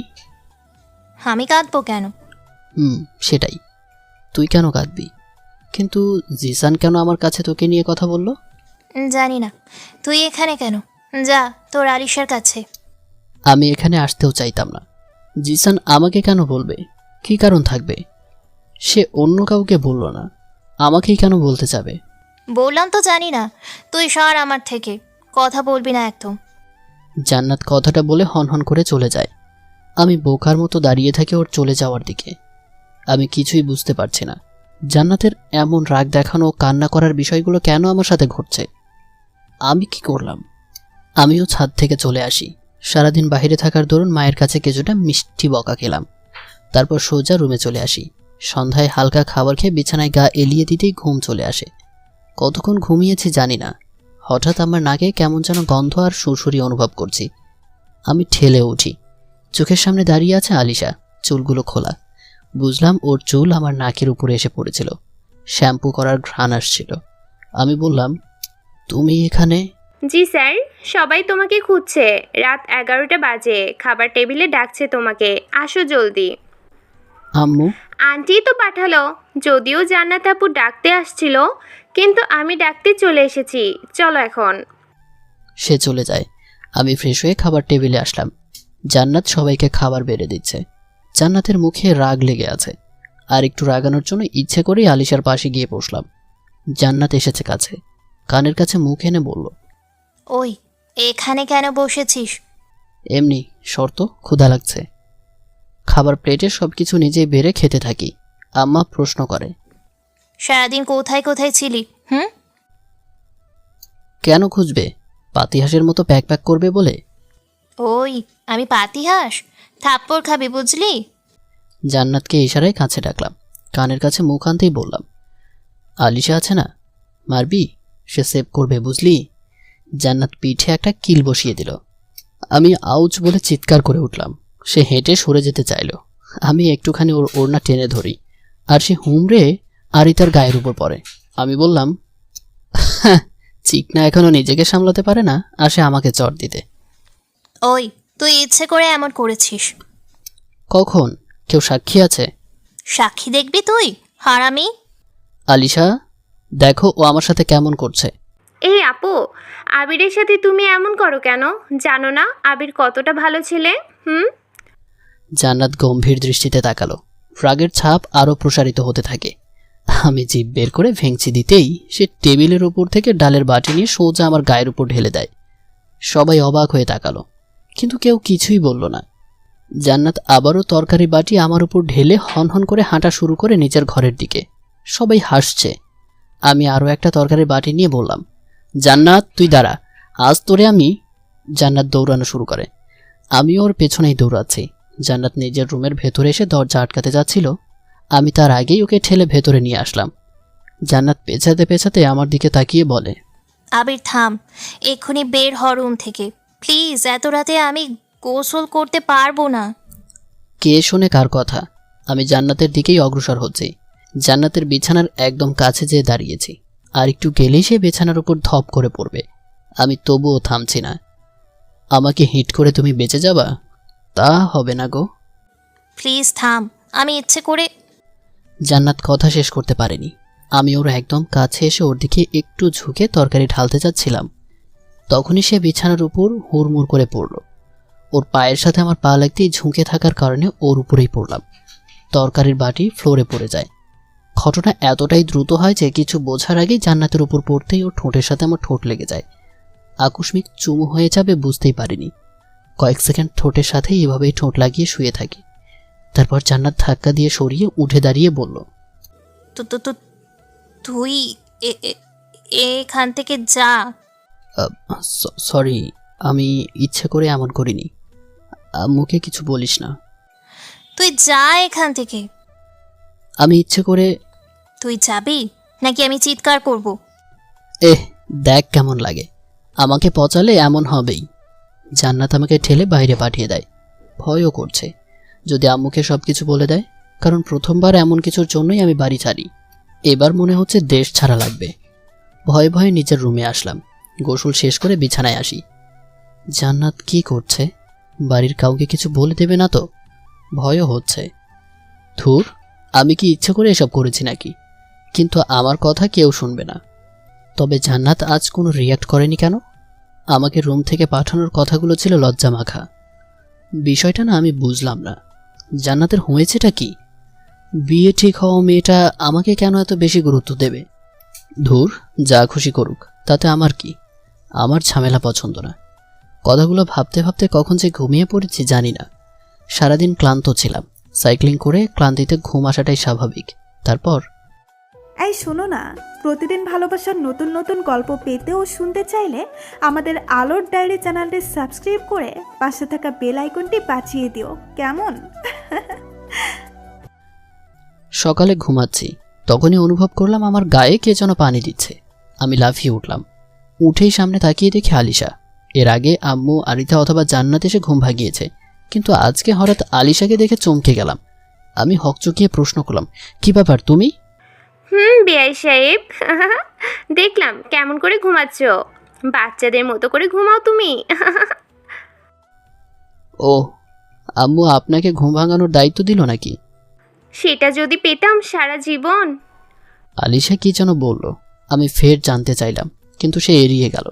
আমি বোকার মতো তাকিয়ে আছি। আলিশার সাহস দিন দিন বাড়ছে। হয়তো আমিই আশকারা দিচ্ছি। কিছু কি বলা উচিত? না থাক। তারপর সে বলল, উঠো, সবাই তোমার জন্য খাবার নিয়ে বসে আছে। মানে আন্টি তোমাকে ডাকছিল। জান্নাত আপু আসেনি, আমি নিজেই চলে এলাম। এসে কয়েকবার ডাকলাম, তুমি তো উঠলেই না। তাই আমি নিয়ে সোজা তোমার গায়ে দিলাম। ভালো করিনি বলো? যাও, আমি ফ্রেশ হয়ে আসছি। তাড়াতাড়ি আসবে, তোমাকে নিয়ে আজ ঘুরবো। তুমি তো সাইকেলে ঘুরিয়েছো, আজকে সবাই মিলে ঘুরবো, ঠিক আছে? আলিশা কথা বলে চলে যায়। মাথার ভেতরে তালগোল পাকাতে শুরু করেছে। এই মেয়ের মতলবটা আন্দাজ করতে পারছি না। স্পেশালি আমাকে যেন সবার থেকে গুরুত্বটাই বেশি দেখাচ্ছে। ব্যাপারটা অন্যদিকে মোড় নিতে যাচ্ছে না তো? ধুর, যা হবে তা পরে দেখা যাবে। আমি দৌড়ে ওয়াশরুমে গেলাম। আধা ঘন্টা পর ফ্রেশ হয়ে সবকিছু ঠিকঠাক করে বের হলাম। জান্নাতের কথা মনে পড়ে গেল। কালকে রাতের ঘটনা মনে পড়তেই বুকের ভেতর ভয়ে ধক করে উঠল। জান্নাত এখনই কি তাহলে কিছু কাউকে বলেনি? যদি বলতো হয়তো এতক্ষণে আমার উপর ঝড় চলতো, কিন্তু সে কেন বলেনি? প্রথমবার তো এটার জন্যই ঘর ছাড়া হতে হয়েছিল। কিন্তু জান্নাতের এখন কি এমন হয়েছে? আমি যা করছি সব মেনে নিচ্ছে। আর ভাবতে পারছি না। খাবার টেবিলে যাওয়া দরকার। আমি খাবার টেবিলে আসলাম। দেখি সেখানে সবাই বসে আছে। আমাকে দেখেই জান্নাতের আম্মু আঁচল মাথায় দেয়। এটা সচরাচর গ্রামে দেখা যায়। মেয়ের জামাই আসলে বা সামনে থাকলে মহিলা, বিশেষ করে শাশুড়িরা এটা করে। আমি বেশি ভাবলাম না। আপাতত যা হচ্ছে সবকিছু মাথার উপর দিয়ে যাচ্ছে। আমি জান্নাতের দিকে তাকলাম। দেখিও মুচকি হাসছে। কালকের ঘটনা তাহলে কাউকেই কিছু বলেনি? কিন্তু যে মেয়ে আমাকে এত অপমান করেছিল তার সাথে আমি জড়াতে যাচ্ছি নাকি? না না, এটা হতে দেওয়া যাবে না। আমি একা থাকতে পারি এখন। আমার রাগটা যেন হঠাৎ করেই খুব বেড়ে গেল। তাই জান্নাতকে দেখিয়ে আলিশার পাশে বসলাম। আম্মু অবাক হয়ে তাকালেও জান্নাতের চেহারাতে বেশ বড় রকমের হতবিম্বের ছাপ লেগে আছে। এটারই তো দরকার ছিল, কিন্তু আমি ঠিক কি করছি? ধুর, এত কিছু ভাবতে হবে না। পৈশাচিক এক আনন্দ মনের মধ্যে নেড়ে উঠল। আমি আলিশার দিকে তাকাচ্ছি বেশি করে, আর চোখে জান্নাতের দিকেও তাকাচ্ছি। সে যে রাগে ফুঁসছে তা বেশ বুঝতে পারছি। তার মানে কি জান্নাত আমায় ভালোবাসে? তাহলে বলছে না কেন? যদি বাসে তবে আজ একটা পরীক্ষা নেওয়া যাক। যার ভিকটিম হবে আলিশা, তবে জান্নাতকে ছোটোখাটো পরীক্ষা নিতেই হবে। খাবার খাওয়া শেষ। আমরা ছোটরা সবাই সোফাতে বসে আছি। আলিশা সামনের সোফাতে বসে আছে, আমার দিকে তাকিয়ে জোরে বলল, আবির, চলো না আজ আমরা কোথাও ঘুরতে যাই। কোথায়? তুমি যেখানে নিয়ে যাবে। আমি, তুমি, জান্নাত, জিসান, আরিতা, শিমরান সবাই যাব। ছোটোখাটো একটা পিকনিকও করি, চলো না। সাথে শিহাব ভাইয়া আর আমার বোন মলিও যাবে, তাহলে বেশ জমবে। এক কথায় পুরো গ্যাং নিয়ে চলো পিকনিক সহ ঘুরে আসি আশেপাশের কোথাও। বাড়ির সবাই তো জোরে চিৎকার করে আলিশার প্রস্তাবে সম্মতি জানালো। যেহেতু সবাই রাজি হয়ে গেছে আর ছোটরা আলিশাকে বাহবা দিচ্ছে, তাই না করতে পারলাম না। আর কেন জানো না মনে হচ্ছে এটাই সুযোগ জান্নাতকে আরেকটু ঝালিয়ে নেওয়ার। শয়তানি একটা বুদ্ধি মাথায় এসেছে। তবে আম্মু অনুমতি না দিলে যাওয়া যাবে না, তাই আম্মুর দিকে তাকিয়ে বললাম, না আলিশা, তুমি বা তোমরা যাও, আমি যাব না। কেন? না, এমনি। তাহলে আমরাও যাব না। আবির যাবি না কেন? সবাই যাবে আর তুই এখানে এসে কোথাও যাস নাই, তাই এখনই বের হয়ে পড়। সন্ধ্যার সময় চলে আসিস। আর জান্নাত তো যাচ্ছে সাথে, সিহাব যাচ্ছে, মৌলি যাচ্ছে, তুইও যা। সবাই মজা কর, ভালো লাগবে। তখন আর শহরে যেতে চাইবি না। সেই 7-8 বছর ধরে এখানে আসছিস না। যা, সবাই রেডি হয়ে নেয়। ঠিক আছে, তুমি যখন বলছো তখন আর কি, যেতে তো হবেই। ব্যাস, আর আমাকে পায় কে? জান্নাতকে তো এইবার মজা দেখাবো। প্ল্যান তো এটাই। আমাকে মা অনুমতি দিতেই জান্নাতের দিকে তাকালাম। মুখের কোণে হাসি লেগে আছে ওর। হয়তো ভাবছে আমার সাথে একটু আলাদা সময় পার করতে পারবে। মনে মনে বললাম, হেসে নাও, হেসে নাও। আমরা ঘুরতে না, তোমাকে কষ্ট দিতে যাচ্ছি। বোঝাবো ভালোবাসা কাকে বলে। আমিও মুচকি হাসলাম। সবাই একসাথে ইয়াহু বলে লাফিয়ে উঠল। আমি সেখান থেকে রুমে এসে গোছাতে লাগলাম। প্রয়োজনীয় কিছু জিনিস সাথে নিতে হবে। 2টা গাড়িতে যাচ্ছি। পেছনেরটায় শিহাব ভাইয়া আর মৌলি ভাবি। যেহেতু নতুন বিয়ে করেছে, তাই ওনাদের জন্য একটা প্রাইভেট আর আমাদের জন্য মাইক্রোবাস। তার মধ্যে আমি, আলিশা, জান্নাত, জিসান, আরিতা, শিমরান, সৌরভ। সৌরভ হলো আমাদের বাড়ির দারওয়ান রহিম চাচার ছেলে। আমার থেকে 1 বছরের ছোট, তবে তাকে বাড়ির সবাই ছেলে হিসেবেই দেখে, তাই ওকেও সাথে নিলাম। আর ও গাড়ি চালাচ্ছে। গাড়িতে ওঠার আগে আরিতা এসে বলেছিল, ভাইয়া, জান্নাত আপুর পাশে বসবি কিন্তু। কেন রে? যা বললাম তাই করবি, না হলে আম্মুকে বলে দিব তুই আমাকে মারছিস। ওই, তোকে কখন মারলাম রে? সেটা তো আমি আর তুই জানি, কিন্তু আম্মু তো আর জানে না। আর শুধু এতটুকু বললে তো আম্মু বিশ্বাস করবে, আরও অনেক কিছু বলতে হবে। আমি কিন্তু জানি তুই আর জান্নাত আপু কাল রাতে রুমে বিছনায় একসাথে পড়ে গিয়ে কি। ওই থাম থাম, বসবো আমি। সুযোগ পাই তোর কান টেনে লম্বা করব। আহ বুদ্ধু ভাই, এটা যাও, ভাবির পাশে বসো। চুপ। অগত্যা জান্নাতের পাশে বসতে হয়েছে আমায়। ঠিক তখনই দৌড়ে আলিশা এসে আমার পাশে বসলো। আমি মনে মনে পৈশাচিক এক হাসি দিলাম, কারণ এখন থেকেই তো শুরু করব।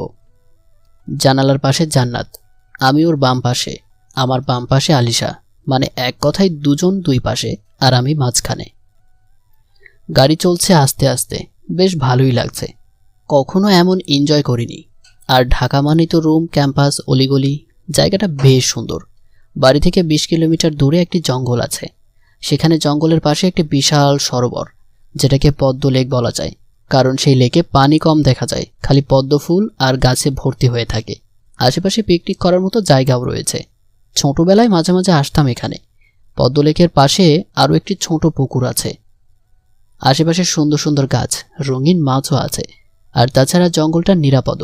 পুকুরের পাড়ে সাইনবোর্ডে লেখা মাছ ধরা নিষেধ। আমি জান্নাতের পাশে বসে আছি। জান্নাত জানালার পাশে, তার পাশে আমি, আর আমার পাশে আলিশা। জান্নাত কেমন করে যেন তাকাচ্ছে, কারণ আলিশা খুব জাপটে বসে আছে। আলিশার পাশে আরিতা, সেও কেমন দৃষ্টি নিয়ে তাকিয়ে আছে। তার মানে আমার ধারণা সত্যি, জান্নাত আমাকে ভালোবাসে। খেলা তো এইবার শুরু করব। জান্নাত আমার দিকে তাকিয়ে আছে, তখনই আমি আলিশার হাত ধরলাম। জান্নাত চোখ বড় বড় করে তাকাচ্ছে, মজা পাচ্ছি। তখনই আলিশাকে বললাম, আলিশা, তোমার কোনো বয়ফ্রেন্ড আছে? না, কেন বলো তো? তাহলে তো তোমার হাত কেউ ধরেনি, তাই না? আজ তুমি এইভাবে ধরলে। একটা কথা বলবো আবির? বলো। তোমার সাথে বেশ জমিয়ে ঘুরবো বলে আমি এই পিকনিকের ব্যবস্থা করেছি। আজ আমরা ওখানে যেয়ে ঘুরবো খুব। হ্যাঁ। আরে, এটা তো দেখি শীত না আসতেই বরফ পড়ছে, মানে মেঘনা চাইতেই পানি। আমি ব্যাগ গ্লাসে জান্নাতের দিকে তাকালাম, দেখি চোখ বড় করে আমার আর আলিশার দিকে তাকিয়ে আছে, রাগে লাল হয়ে আছে। তখনই লাফিয়ে উঠলাম। ডান পাশ থেকে জান্নাত আমার ডান হাতে জোরে চিমটি কাটলো। তার মানে এটা শাস্তি? দাঁড়াও, বুঝাচ্ছি মজা। আলিশা, আমারও না কদিন ধরে এমন একটা ইচ্ছে করছে। কেন জানে না, তোমাকে নিয়ে ঘুরতে খুব ইচ্ছে হচ্ছিল, কিন্তু ভয়ে কিছু বলিনি। আজ সারাদিন ঘুরবো। জান্নাতকে শুনিয়ে বললাম। তাই? ইস, কি মিল আমাদের। এই মেয়ে, সেই দিন না তোমরা একসাথে সাইকেলে ঘুরলে? এত ঘোরাঘুরি কিসের? হ্যাঁ, তো ও আমার সাথে ঘুরলে তাতে তোমার কি? আমি আবিরের সাথে ঘুরবো তো, তাই কি? জান্নাত চুপ হয়ে গেল। আমি মনে মনে হাসলাম। জান্নাত জেলাস ফিল করছে, কিন্তু তার তো আবার বিয়ে ঠিক। তাহলে আবার জেলাস ফিল করছে কেন কি জানি? আবার বিয়ের আগে এসে জড়িয়ে ধরে ভালোবাসে বলে কিনা। তখনই শুনলাম জান্নাত বিড়বিড় করে বলল, আমাকে নিয়ে কখনো ঘুরতে যাস না, আর কোথাকার কোন মেয়েকে নিয়ে ঘুরবে? ইচ্ছে করছে হাতটা কেটে রাখি। ধ্যান, ভালো লাগে না। আমি আরও হাসলাম। এই তো, জান্নাত জেলাস হচ্ছে। আমি চাই জান্নাত এবার এসে ভালোবাসি বলুক। সে অবধি না হয় জান্নাতকে আগের দেয়া কষ্টের জন্য একটু কষ্ট দিলাম। এটাকে বলে রিভেঞ্জ অব নেচার। গাড়ি এসে পৌঁছালো জঙ্গলের কাছেই। তখনই সৌরভ জোরে ব্রেক কষল। জানি না চাকার নিচে কি ছিল, তবে যখনই ব্রেক কষল তখনই আলিশা আমার দিকে তাকিয়ে থাকার কারণে ব্রেক চাপার ফলে বাম পাশে কিস করে বসলো। আলিশা লজ্জাতে মাথা নিচু করে ফেলল। আমি হাবার মতো চেয়ে আছি। তখনই জান্নাত চিল্লানি দিয়ে বলল, আরিতা, তোর জন্য এখানে আসতে হলো, আমি আসতে চাইনি। বেয়াদপেরা গাড়িতে বসে আছে, এদের সাথে কি আসা যায়? আর সৌরভ, তুমি ব্রেক করার সময় পেলে না? গেট খোলো, আমি নামবো। আমি তো আরও মজা পেলাম। এবার তো রীতিমতো হাসতে শুরু করেছি। জান্নাত, আমি ভালোবেসেছিলাম বলে অপমান করেছিলে, আর আজ থেকে তুমিই সেই ভালোবাসার জন্য কষ্ট পাবে, আর এসে জড়িয়ে ধরে বলবে ভালোবাসি। তারপর গাড়ি থেকে নামলাম। সবাই যে যার কাজে ব্যস্ত হয়ে গেল। সৌরভ আর শিহাব ভাইয়া মিলে রান্নার ব্যবস্থা করতে লাগলো। আমি একটা গাছের ছায়াতে এসে বসলাম। তখনই জান্নাত এসে বলল, এইসব কি? কোন সব? আলিশা মেয়েটার সাথে তোর এত কথা কিসের? মানে ওর সাথে তুই কোনো কথা বলবি না। কেন? জানি না, আর যদি কথা বলিস তো তোর খবর খারাপ আছে। ও, তাহলে তো বেশি করে বলতেই হয়। কেন? তুই বলবি কেন? ভাবতেছি একটা প্রেম করব, আর আলিশা মনে হয় আমাকে পছন্দও করে। আচ্ছা, ওর সাথে প্রেম করলে কেমন হয়? একটু হেল্প করে দে না। আবির, তোকে থাপ্পড় দিয়ে গাল লাল করতে মন চাইছে। বাজে একটা মেয়ে কিস করে সবার সামনে অপরিচিত ছেলের গালে, আমাকে বলিস হেল্প করতে। তোর সাহস অনেক বেড়েছে না? কিসের অপরিচিত? আর বললাম না সে আমাকে পছন্দ করে। ভাবছি আজ তাকে প্রপোজ করব। ওই, তোর না বিয়ে হয়ে যাচ্ছে? আসলে আমি জানতাম না। সিমরান বলেছিল জান্নাত আপুর বিয়ে ঠিক। এখন একটু আম্মুকে বলিস তো আমার আর আলিশার ব্যাপারে। বুঝিসই তো যে আমি আম্মুকে এসব বলতে পারবো না, আর তাছাড়া আলিশার মতো তো কেউ আর আমাকে ভালোবাসবে না। আচ্ছা, তাকে যদি প্রপোজ করি, আলিশাও কি তোর মতো চর দিবে আবার? কথাটি শেষ করে জান্নাতের দিকে তাকালাম। কথাগুলো যে ওকেই মিন করে বলেছি সেটাও বুঝতে পারিনি, তবে ওর মুখ দেখে মনে হচ্ছে প্রচণ্ড রাগ, অভিমান আর ভালোবাসা লুকিয়ে আছে। মনে হচ্ছে এখনই কেঁদে দিবে। এবার জান্নাত বলল, আলিশাকে কতদিন চিনিস শয়তান ছেলে? ওর মতো ভালোবাসবে না মানে কি? মুখ দেখলেই বোঝা যায় প্লে গড। আর ও তোকে ভালোবাসবে? ঠংওয়ালি যত সব। জানি না, তবে আমি তাকে ভালোবাসবো। আমার মতো ছেলেরা সব ছেলেদের মতো না হলেও কষ্ট সহ্য করতে পারে, তাই সেও না হয় কষ্ট দিক। আমি তার থেকে কষ্ট পেলেও ভালোবাসা মনে করে যত্নে রাখবো। আর এত কিছু কেনই বা তোকে বলছি? তুই বা এত কথা কেন বলছিস? 2 দিন পরই তো অন্যের ঘরে চলে যাবি। আর আমার লাইফ আমি যাকে ইচ্ছা ভালোবাসবো বা কথা বলবো, এতে তোর কি? কথাগুলো একটু ঝাঁঝালো কণ্ঠে বললাম। জান্নাতের চোখে পানি টলমল করলেও তা বের করছে না। আমি সেখান থেকে চলে আসতে যাব, তখনই সে বলল, না, তুই কাউকে ভালোবাসিস না আমাকে ছাড়া। তুই কাউকে ভালোবাসতে পারিস না আমাকে ছাড়া। আর সব কিছু আমাকে বলেই করতে হবে, আর যেটা বললাম সেটাই করতে হবে। আমাকে তুই ভালোবাসিস। সরি, এভাবে হাসা যাবে না, দাঁড়া এভাবে হাসতে হবে। আমি তোকে ভালোবাসি? হাসালি রে। তোকে কেন ভালোবাসবো আমি? মোটেও না। তোকে আমি ভালোবাসতে যাব কেন? ওই যা তো এখান থেকে। আর যারা যারা এ যাবৎ তোকে ভালোবাসি বলেছে বা পেছনে ঘুরেছে তাদের কাছে যেয়ে থাক। এত তাড়াতাড়ি লাইফের এনজয় করা শেষ হয়ে গেল? আর শোন, আমি তোকে ভালোবাসি না, বুঝলি? এটা কান খুলে শুনে রাখ, ভালো করে মনে রাখবি। এত তাড়াতাড়ি তোর একজনের প্রতি আগ্রহ তৈরি হয়ে গেল, বাকি ছেলেদের কি হবে রে? কথাগুলো বলে জান্নাতের দিকে তাকালাম। দেখি সে কান্না করছে। খুব খারাপ লাগছে যে এটা ভেবে ও যদি ভালোবাসে তো এখন কেন বলছে না? সে কি আবারও আমার কাছে থেকেই শুনতে চায়? কিন্তু না, আমি আর বলবো না। সে ভালোবাসছে তো সেই বলবে, আমি কেন বলতে যাব? আবির, কি করছো এখানে? কিছু করছি না তো। কখন থেকে তোমাকে ডাকছি। ওই চলো না আমরা ওই বড় লোকের কখন থেকে তোমাকে ডাকছি। ওই চলো না আমরা ওই বড় লেকের দিকে যাই। তুমি নৌকা চালাবে আর আমি বসবো। প্লিজ চলো না প্লিজ প্লিজ প্লিজ। আরে আমি তো এটাই বলতে তোমাকে খুঁজছি। চলো, আজ আমরা সারাদিন দুজনে ঘুরবো। কথাটি জান্নাতের দিকে তাকিয়েই বললাম। দেখি সে এবার প্রচণ্ড রাগে তাকিয়ে আছে। মনে মনে হেসে উঠলাম এক তাচ্ছিলের হাসি, যে হাসিতে খালি বিষাদের প্রতিরূপ বিদ্যমান। জান্নাতের সামনেই আলিশার হাত ধরলাম। চোখ বড় বড় করে সে এদিকেই তাকিয়ে আছে। আলিশাকে হাত ধরে ওর সামনে দিয়ে নিয়ে আসলাম। দুজনে অনেকক্ষণ ঘোরাঘুরি করে 3টার সময় রান্নার এখানে আসলাম। এবার আলিশা আমার হাত ধরে আছে। সেখানে যেয়ে দেখলাম সবাই সারি সারি মাদুরের উপর বসে আছে। শিয়াব ভাইয়া, মৌলি ভাবি, আরিতা, জান্নাত, সিমরান, মাহিন, জিসান সবাই বসে আছে পরপর। আমরা যেতেই জান্নাত আর আরিতা তাকালো কেমন করে। সবাই খাবারের জন্য রেডি। আমরা যেতেই মৌলি ভাবি বলল, এই তোমরা কোথায় ছিলে? আপু, আমরা একটু ঘুরতেছিলাম। ওনাদের তো খালি ঘোরাঘুরি। ভাবি, ওই একটু লেকের ওই পারের দিকে ছিলাম। এই দেখো না, ওদের দুজনে কত মানিয়েছে। মৌলি ভাবি শিয়াব ভাইয়াকে ডেকে কথাটি বলল। আমি শুনে তো অবাক। তার মানে পানি অন্যদিকে গড়াচ্ছে? হায় হায়, না না, এটা হতে পারে না। তবে কথাটি শুনতে জান্নাতের দিকে তাকালাম। দেখি মুখটা শুকনো করে চেয়ে আছে। সাথে আরিতাও বেশ অবাক। মৌলি ভাবি, শিহাব ভাইয়া আর আলিশা 3জনই হাসছে। আর এদিকে আমার হাত কাঁপছে। মেজো আম্মুকে বলতে হবে, বুঝেছো? দেখিয়ে বলো। উফ, তোমরা থামো তো। এই ভাইয়া, তোর কাজ হবে, বাসে যেয়ে নি আম্মুকে বলে দেব। আরে না না, ওদের দেখিস না কত সুন্দর মানিয়েছে আরিতা। থাকতে দে, বেশ লাগে। চুপ করো সবাই। সৌরভ, খেতে দাও তো। সবাই বসে গেল। আমি আর সৌরভ কেবল সবাইকে খাবার পরিবেশন করতে ব্যস্ত হয়ে গেলাম।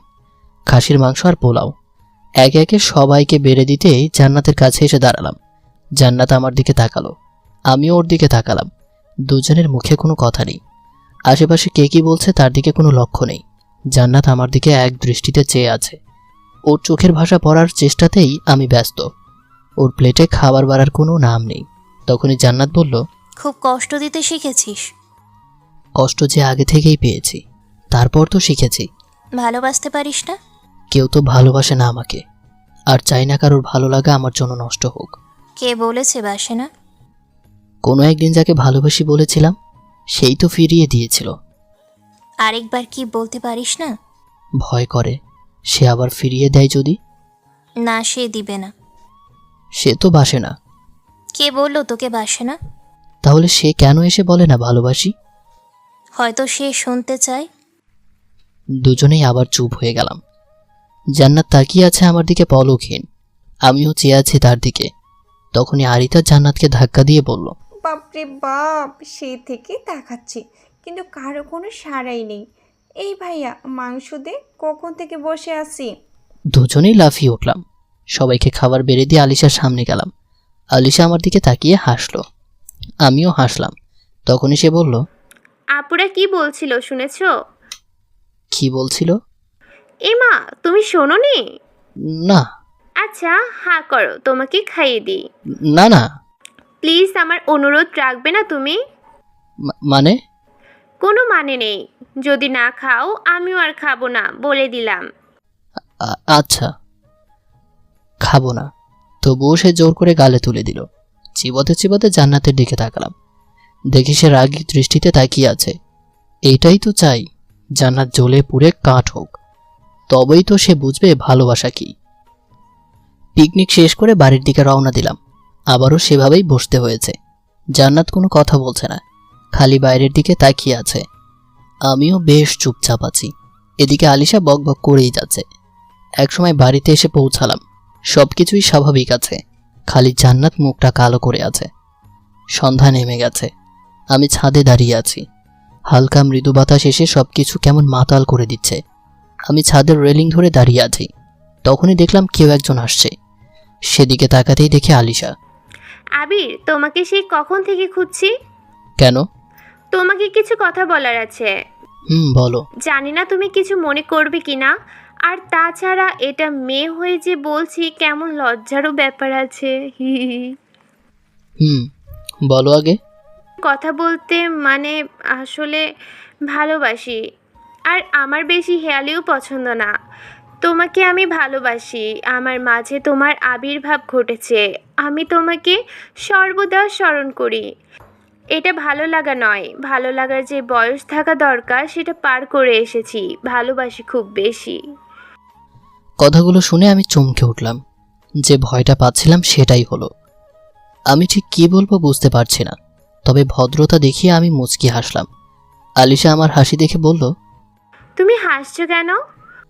আমার হাসিতে কোনো কারণ থাকে না, এমনি হাসি। ও, বাট আমার উত্তর? আচ্ছা, তুমি আমাকে কতদিন ধরে চেনো? কেন, 10 দিন হবে। ও, তাই এত তাড়াতাড়ি ভালোবেসে ফেললে তো তাই? কেন, কাউকে কি ভালোবাসতে 10 বছর লাগে নাকি?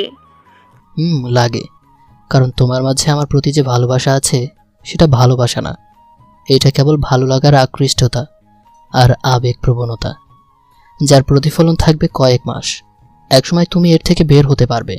কি সব বলছো? আমি তোমাকে সত্যিই ভালোবাসি। ভালোবাসি বলাটা এত সহজ না আলিশা।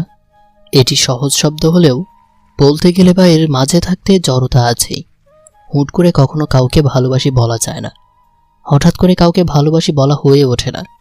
তুমি আমাকে ভালোবাসো না, ভালো লাগার মধ্যে পড়ে আছো, যা একসময় ফুরিয়ে যাবে। ভালোবাসা না বলে ভালোবাসা বোঝাতে হয়, প্রকাশ করলেই যেন সব আকৃষ্টতা শেষ, তাই না? তবে 10 বার ভালোবাসি বলার থেকে 10 দিনে 2 বার ভালোবাসি বলার গুরুত্ব অনেক। ভালোবাসা ঠিক এভাবে হয়। আমার প্রতি তোমার ভাবনাগুলো ভালো লাগার স্তরেই আছে। আলিশা চুপ হয়ে যায়, এক দৃষ্টিতে তাকিয়ে আছে ও আমার দিকে। আমি ওর তাকানো দেখে আবারও হাসলাম। এবারও সেই হাসির রহস্যে কেমন দৃষ্টিতে চেয়ে আছে। আলিশা বলল, তুমি কি কাউকে ভালোবাসো? তা জেনে কি করবে? না, বলো কাকে ভালোবাসো? জান্নাত আপুকে ভালোবাসে ভাইয়া। পেছন ঘুরে আমি আরিতার দিকে তাকালাম। এই মাত্রই সে আসলো। তবে সে যা বলল তা শুনে আমি চুপ হয়ে গেলাম, কারণ সে সত্যি কথা বলছে। মানে জান্নাতের তো বিয়ে কদিন পরই। তো তাহলে কিভাবে বিয়ে ঠিক হওয়া মেয়েকে আবির ভালোবাসে? জান্নাত আপুর তো ভাইয়ার সাথে বিয়ে হবে, আর এটা সবাই জানে, খালি ভাইয়াকে জানানো হয়নি। আমি ওর কথা শুনে চমকে উঠলাম। শরীরের সব লোম যেন দাঁড়িয়ে গেল, মাথাটা কেমন চক্কর দিয়ে উঠল। আমি চোখ বড় বড় করে আরিতাকে বললাম, এইসব কি বলছিস তুই? ঠিকই বলছি, 2 দিন পর জান্নাত আপুর সাথে তোমারই বিয়ে হবে। আরিতা কথাটি বলে চলে গেল। আলিশা আমার দিকে করুণ দৃষ্টিতে তাকিয়ে আছে। আলিশা মাথাটা নিচু করে ধীর পায়ে হেঁটে চলে যেতে থাকে। কিছু দূর দিয়ে পেছনে ঘুরে তাকিয়ে বলে, ভালো থেকো আবির, তোমার জন্য শুভকামনা রইল। আমি ব্যালকনির রেলিং ধরে দাঁড়িয়ে আছি, আকাশটাকে দেখছি। হঠাৎ শুনলাম, আবির তোকে কিছু বলার ছিল। আমি কথাটা শোনা মাত্রই জান্নাতের দিকে তাকালাম। দেখি সে মাথাটা অন্যদিকে ঘুরিয়ে আছে, হয়তো বলবে তার কোনো বয়ফ্রেন্ড আছে, তাই সে এ বিয়ে করতে পারবে না। কথাগুলো অনেক দিন হলো বলা হয়ে ওঠে না। আমি জানি কি বলবি তুই। কি? তুই কাউকে ভালোবাসিস আর তাকেই তুই বিয়ে করতে চাস, কিন্তু বাড়ির সবাই আমাকে ঠিক করেছে তোর সাথে বিয়ে দেওয়ার জন্য, কিন্তু তুই এটা মোটেও চাচ্ছিস না, অন্য কাউকে বিয়ে করবি। এটাই তো বলতে এসেছিস, তাই না? ওকে, টেনশনের কোনো দরকার নেই, আমি এই বিয়ে হতে দিব না। আর তাছাড়া তুই যে আমাকে ভালোবাসবি না তা সেই ক্লাস 10-এ পড়ার সময়ই বলে দিয়েছিলি। যাই হোক, ভালো থাকিস। আমি তোর ক্ষতি বা কষ্ট হয়ে এমন কোনো কাজ করব না।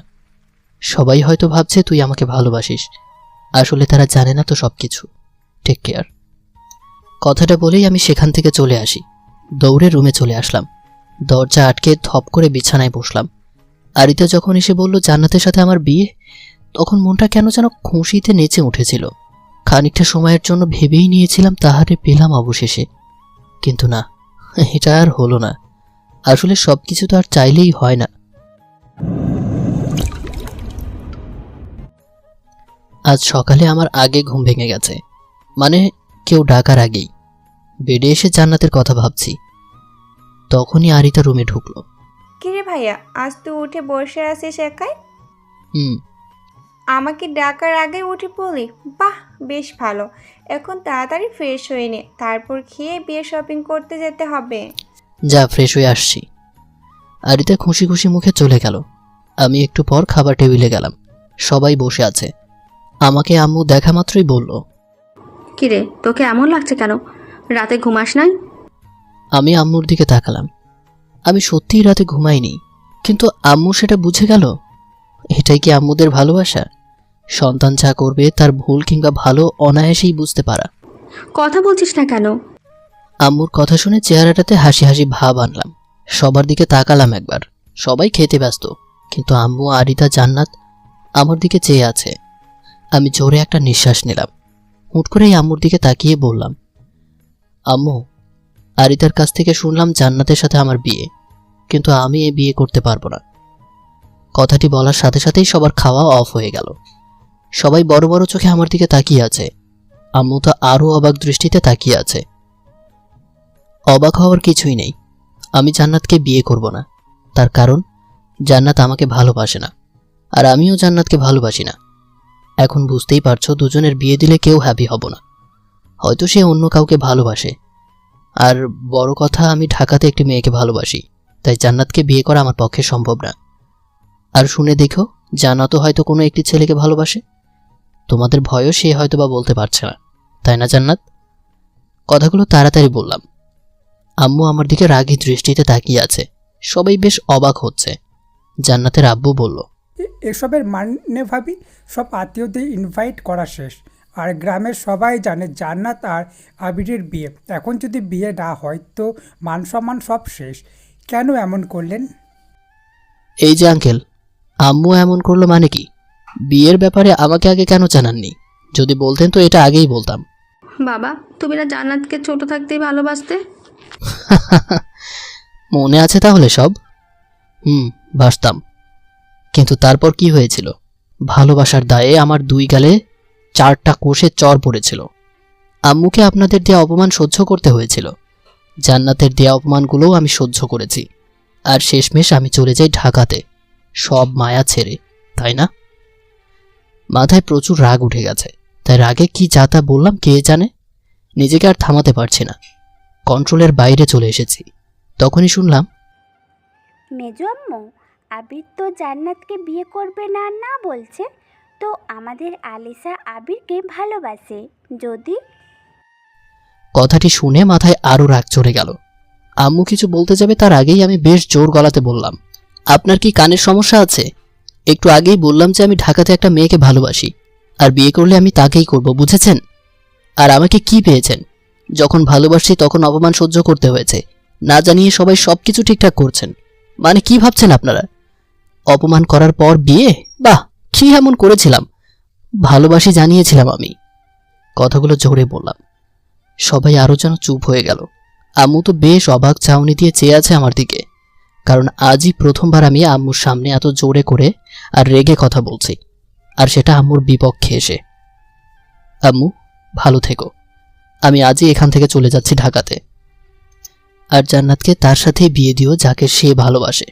সরি আম্মু, তোমার সামনে রাগীভাবে কথা বলার জন্য। সরি জান্নাত, অ্যান্ড সরি সবাইকে। ভালো থাকবেন। কথাগুলো বলে আমি আর সেখানে দাঁড়ালাম না।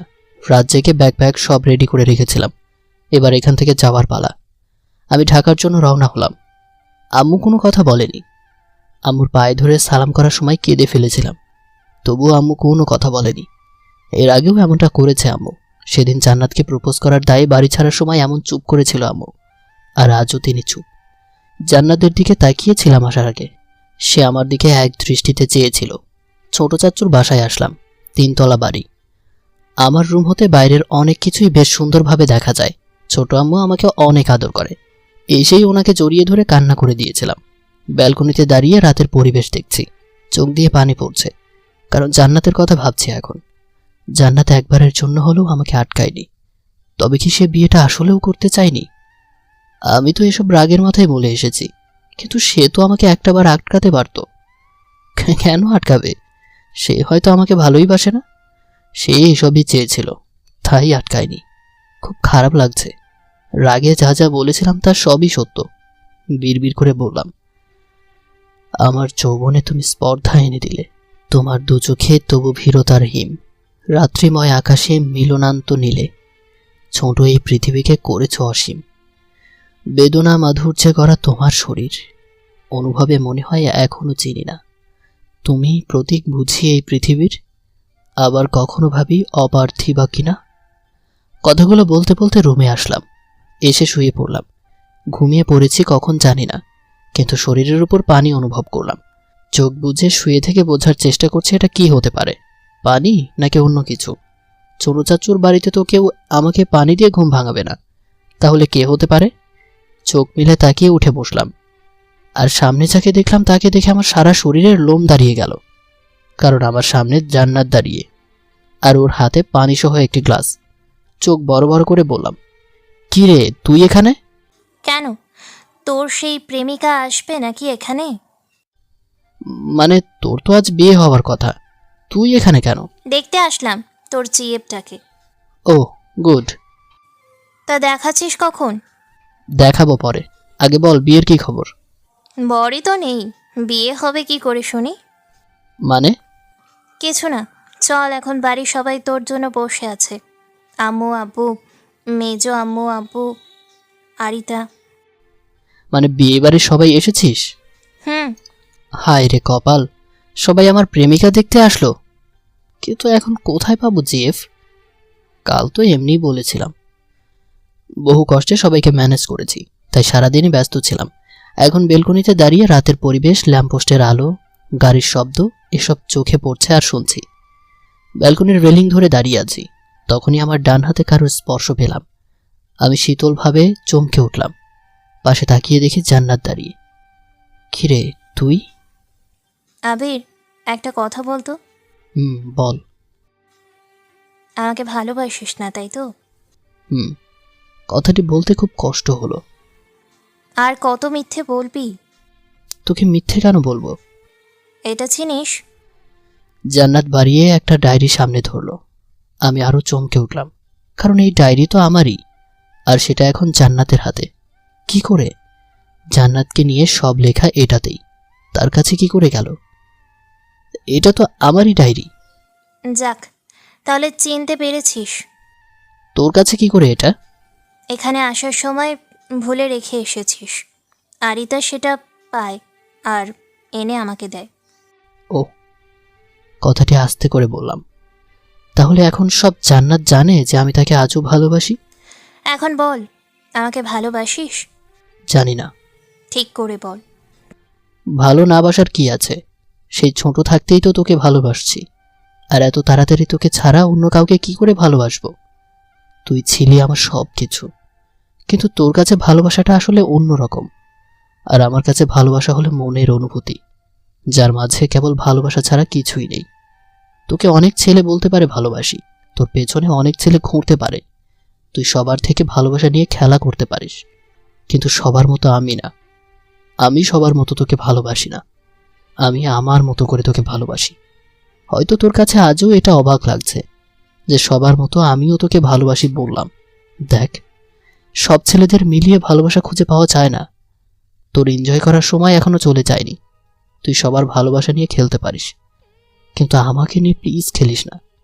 তুই কালই চলে যাবি, কারণ তোকে দেখলে আমি নিজেকে সামলাতে পারি না, আবারও ভালোবেসে ফেলি, যা তুই চাস না।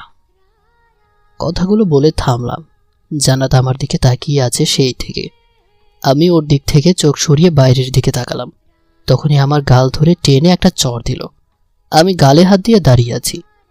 তার মানে জান্নাত আজও আমাকে ভালোবাসে না? সেদিনের মতো চড় দিয়ে আম্মুকে যে বলে দিবে?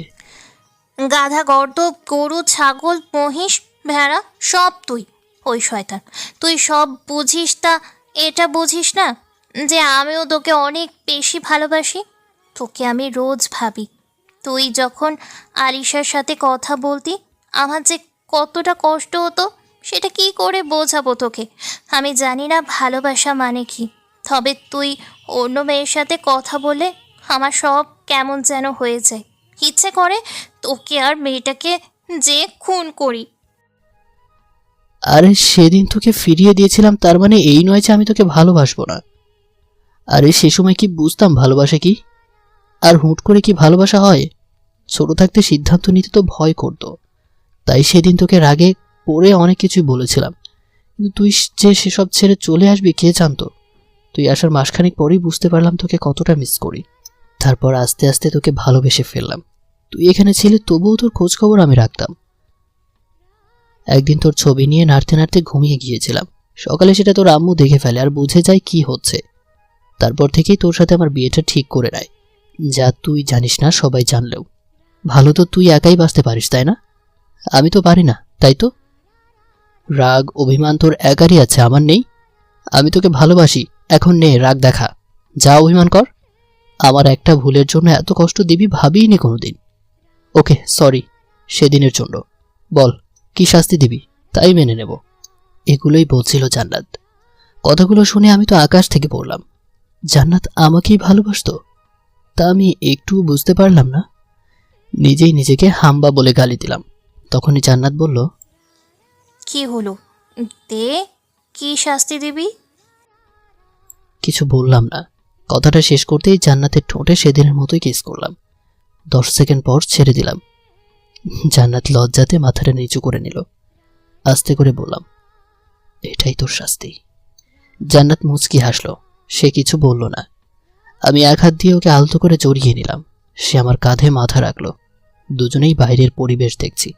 মনে মনে বললাম, পেলাম আজ, পেলাম তাহারে। শুরু হবে আজকের থেকে আমাদের নতুন জীবন, নতুন অধ্যায়।